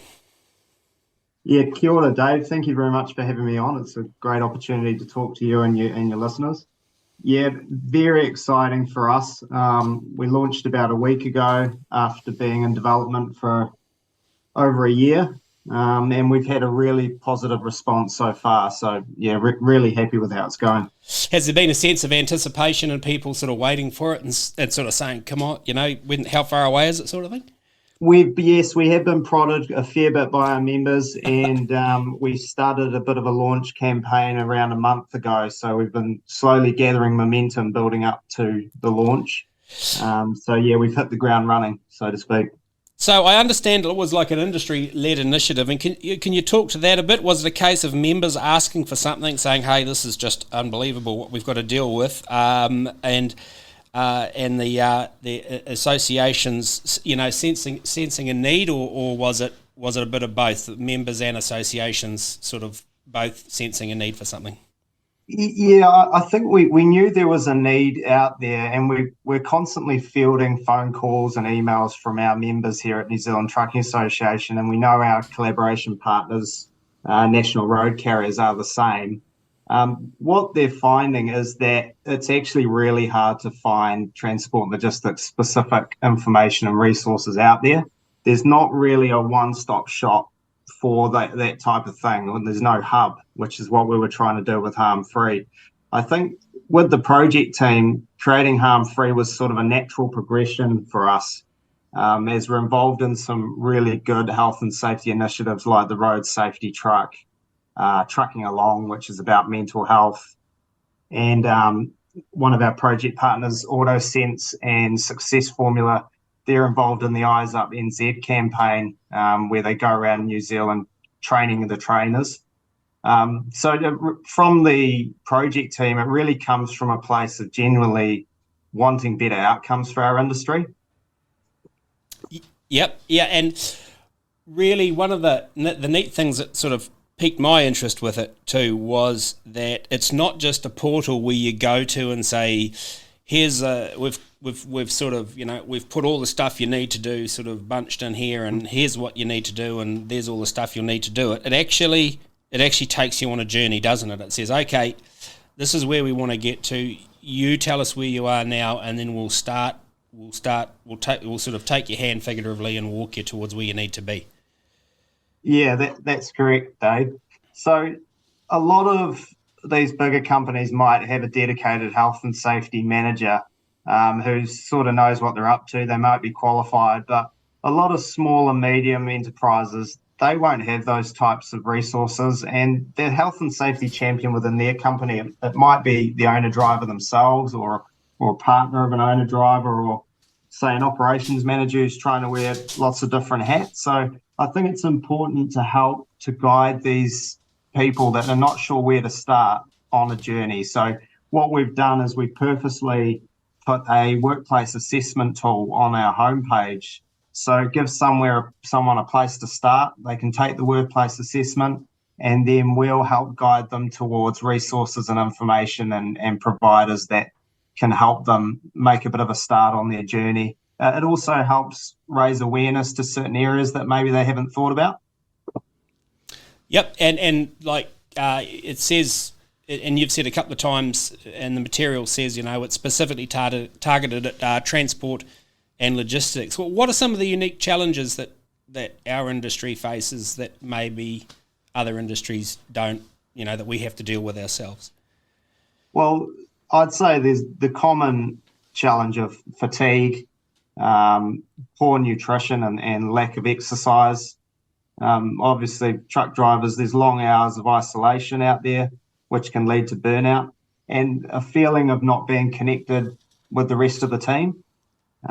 There's issues with managing shift work. We also got a very diverse workforce. I think in the last census, it was about 35% of our workforce is of other ethnicities, Māori, Pacifica, and it's even growing further. So I expect the next results of the census to come out from this year. It could be higher, it could be up near 40%. So there's real cultural challenges there connecting with our diverse workforce. There's competency issues with having the right people doing the tasks with the correct training. If you're not empowering your workers with the right training to do the right tasks, then it could lead to real safety issues out there on the road, like rollovers, for example. So we're trying to address all those different sorts of issues and challenges out there in our industry. Yeah, and I mean the list is really quite significant. Man, there were some silos of discussion that you touched on there that I'd love to come back and explore in detail at a later point. But yeah, it's an industry with a lot confronting it, considering the level of freedom that it has to move in society with tools and assets that the size that they are. To coin an extraterrestrial metaphor, you might say, you are not alone. And one of the other neat touch points with HARMfree is that there's a myriad of other people in there on the journey with you who you can talk to and say, hey, how are you doing this? Or what's sharing ideas. And, even at the level of the person doing this in the business, you talk about that isolation thing in the cab. Well, there can be a lot of isolation thing behind the desk as well. Yeah, 100%. And that's what's so good about the online forum that we've got set up on the portal, is it's allowing some of these bigger companies that might have really experienced, qualified health and safety champions to interact and connect with other health and safety champions that might not have that experience. It gives them an opportunity to share their knowledge and experiences. And it's just a good place to connect and ask a question for your peers to answer from around New Zealand. A lot of these companies might be isolated. It might feel like they're out on an island by themselves. And I guess the HARMfree online forum is a place to sort of bring them back to the mainland, so to speak. But not just that, like we're going to be at the end of the phone or on the end of an email there to support and guide you guys through your journey. Oh, that's exactly right. And it's a fantastic tool to once again promote that, what is my association doing for me? Here's a real tangible tool where they've gone to a lot of trouble to bring a lot of information and a process for you to help with compliance. And yeah, like even though, the reality of life is it might be like HARMfree is intended to be to keep you away from cliffs. You might find yourself at the bottom of a cliff and it might be a great tool for you to scramble and go back and prove that you've changed your ways and you're doing things well now. But its intention is it's not an ambulance at the bottom of the cliff thing. It's a tool to help you progress from the start and tick boxes effectively and avoid the cliffs of commerce, I suppose you might say. Yeah, correct. And we've purposely put good work design, our first module, right at the start, because it's about thoughtful planning and structuring of work tasks, processes to sort of optimize worker well-being, engagement and performance. It's about balancing the demands of the job with the capabilities of the worker. So by looking at good work design at the start, we're trying to prevent that harm before it occurs. Absolutely. So with the resources and the providers and the people that you're pointing the users at, like what was your process for like making sure that they were best of breed, best of class in terms of, as a resource? Yeah, so the providers' resources information on the portal, a lot of it is stuff that's out there on WorkSafe websites, government websites, Waka Kotahi. We're just bringing it together into one place for our industry rather than having them look here, there and everywhere for it. But like the training providers and our partners, they're all they're experienced. They've been around for years. They've worked with our association and national road carriers. They're NZQA, New Zealand Institute of Safety Management, Health and Safety Association New Zealand accredited. But not only that, but we've run them past our steering group. And a lot of these providers are companies that ACC have pushed us towards to collaborate with. They've suggested that we collaborate with them. So throughout this whole process, there's been some incredible collaborations going on with some fantastic companies, and we're looking to bring it together for our industry. We're not going to be providing any exclusivity to any of these providers. It's about giving options to our people so they can make informed choices. That's great. That's great. So there's a lot of self-management in there as well, and options you can take. Okay, so here's one that I'm really interested in. HARMfree, it's all about collaboration and integration, but in itself, is it a standalone thing? And where I'm going here, and I'm going to venture into areas like, we know from the summit in 2022 in Christchurch that there's moves afoot to bring a truck safe type industry accreditation scheme to New Zealand at some point. Has that been in the background of your thinking when you've put HARMfree together? So have you created something that's going to dovetail nicely into some big picture thing that could be just over the horizon? Well, yeah, I mean, you're spot on there, Dave. It is part of it's a standalone program, but yes, it is part of a bigger picture or a master plan, I suppose you could say. And the whole idea with HARMfree is to help support truck safe members to meet the standards of accreditation.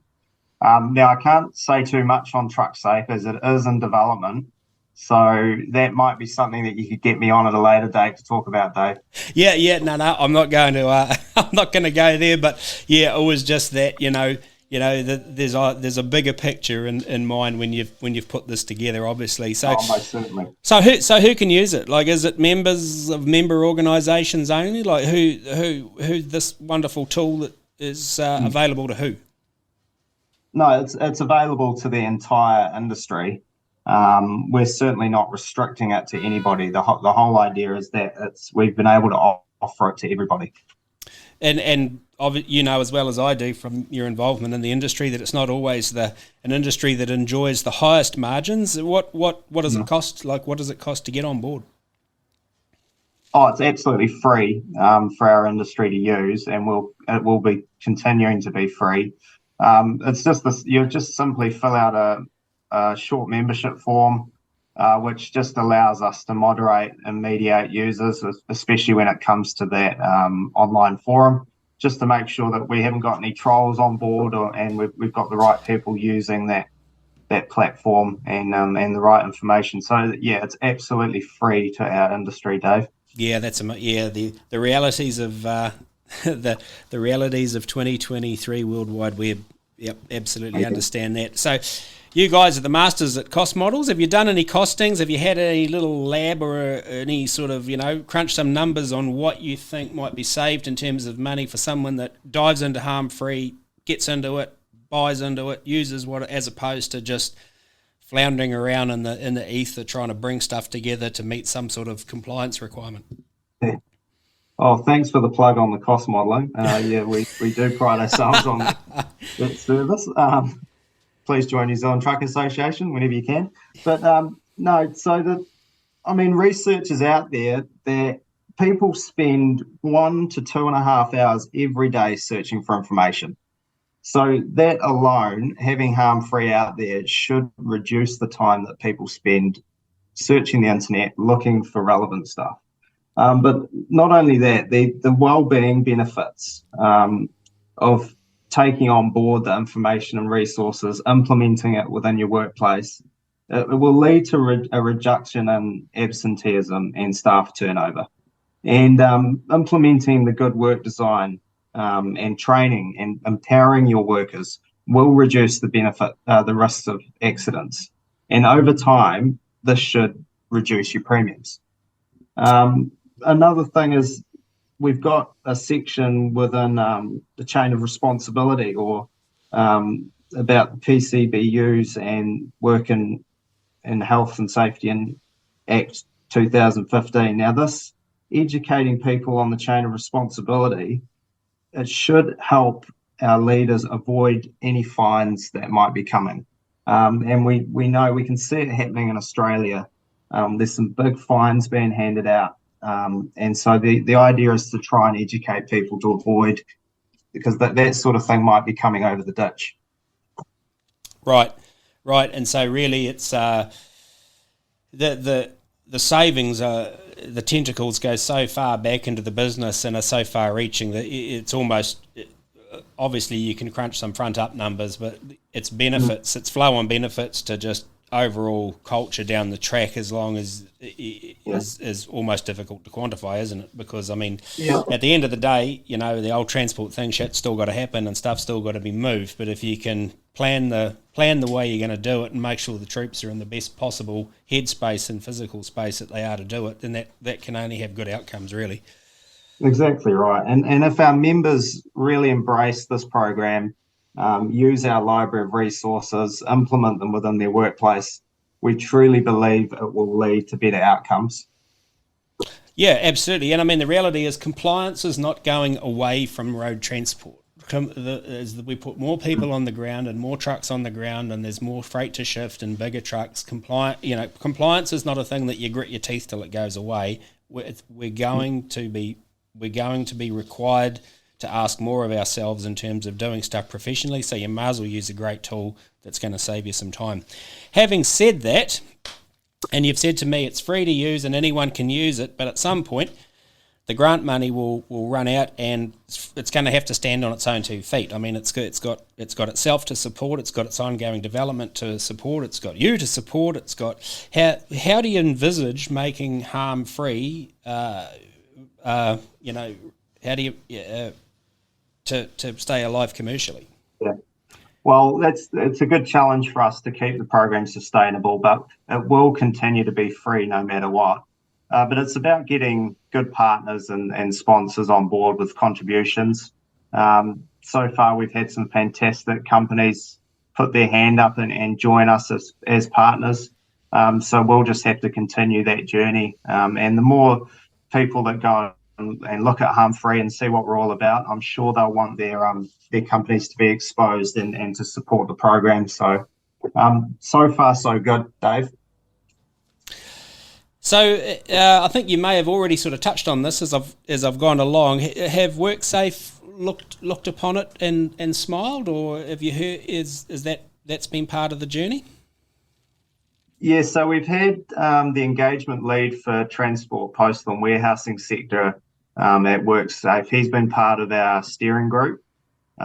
We've also had help from WorkSafe in the development of the HARMfree workplace assessment tool, which is on the homepage. And I mean, WorkSafe information and resources, you'll find them throughout the portal. Yeah. That they actually have a lot of really good stuff out there. The challenge was bringing it together into one place and making it easy for our industry. So we've managed to do that. So yeah, they've been quite heavily involved in the process, Dave. Well, that can only be good news, can't it? I mean, if you were ever looking for inspiration to jump in and get involved, then I mean that would be it, because at least one day, if something doesn't go 100% according to plan, your best practicable steps thing is going to be seen in a good light, isn't it? Yeah, 100%. And I think it's important to let your viewers or your listeners know that what we've put out there is not the finished product. We'll be continuing to expand and update and grow the program. So, I mean, the library of resources there, for example, that'll change week to week. There may be something new on there. And the resources that we've got on there that people can use straight in their workplace, they won't be for everyone, but I guarantee if you have a good look through them, there'll be at least one or two that will suit your company. So it's about providing a good range of resources and tools for our diverse workforce. That's really important. So, I mean, it might be multilingual stuff.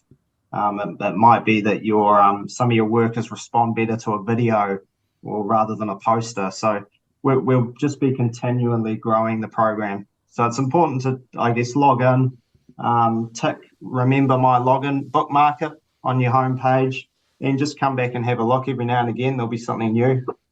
And I suppose it's a great way to get members of both associations engaged in dialogue with their associations. Like if you look at it and you see a gap, get involved. Say, hey, it doesn't work for me on this level or this level. What can we do about this? I'm special for this reason. I mean, it's a great way to encourage dialogue in the industry and in the pool of association, isn't it? It really is, and it's really exciting to be going on this journey with national road carriers.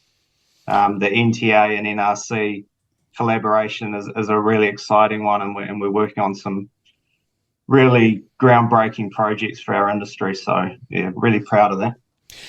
Its name is HARMfree. It's the new portal for specialist transport and logistics, safe work practices, compliance. It makes it easy. You'll get new friends. You'll get new knowledge. You'll get new confidence. John Sansom is the head of HARMfree. Where do they go? What's the address, John? Here's your moment.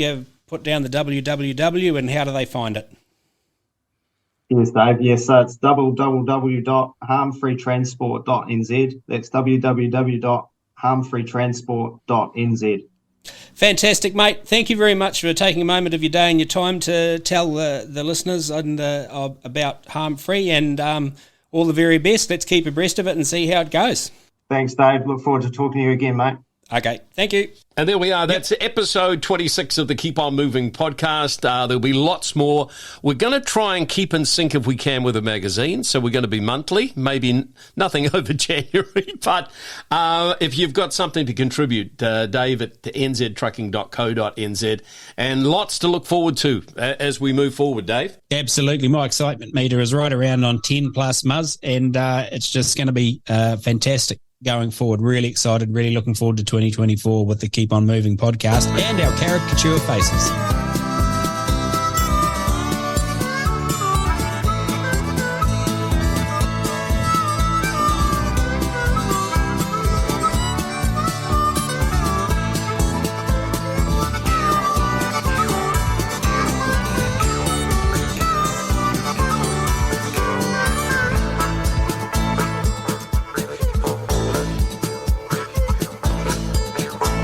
Keep On Moving, the official podcast of New Zealand Trucking Media.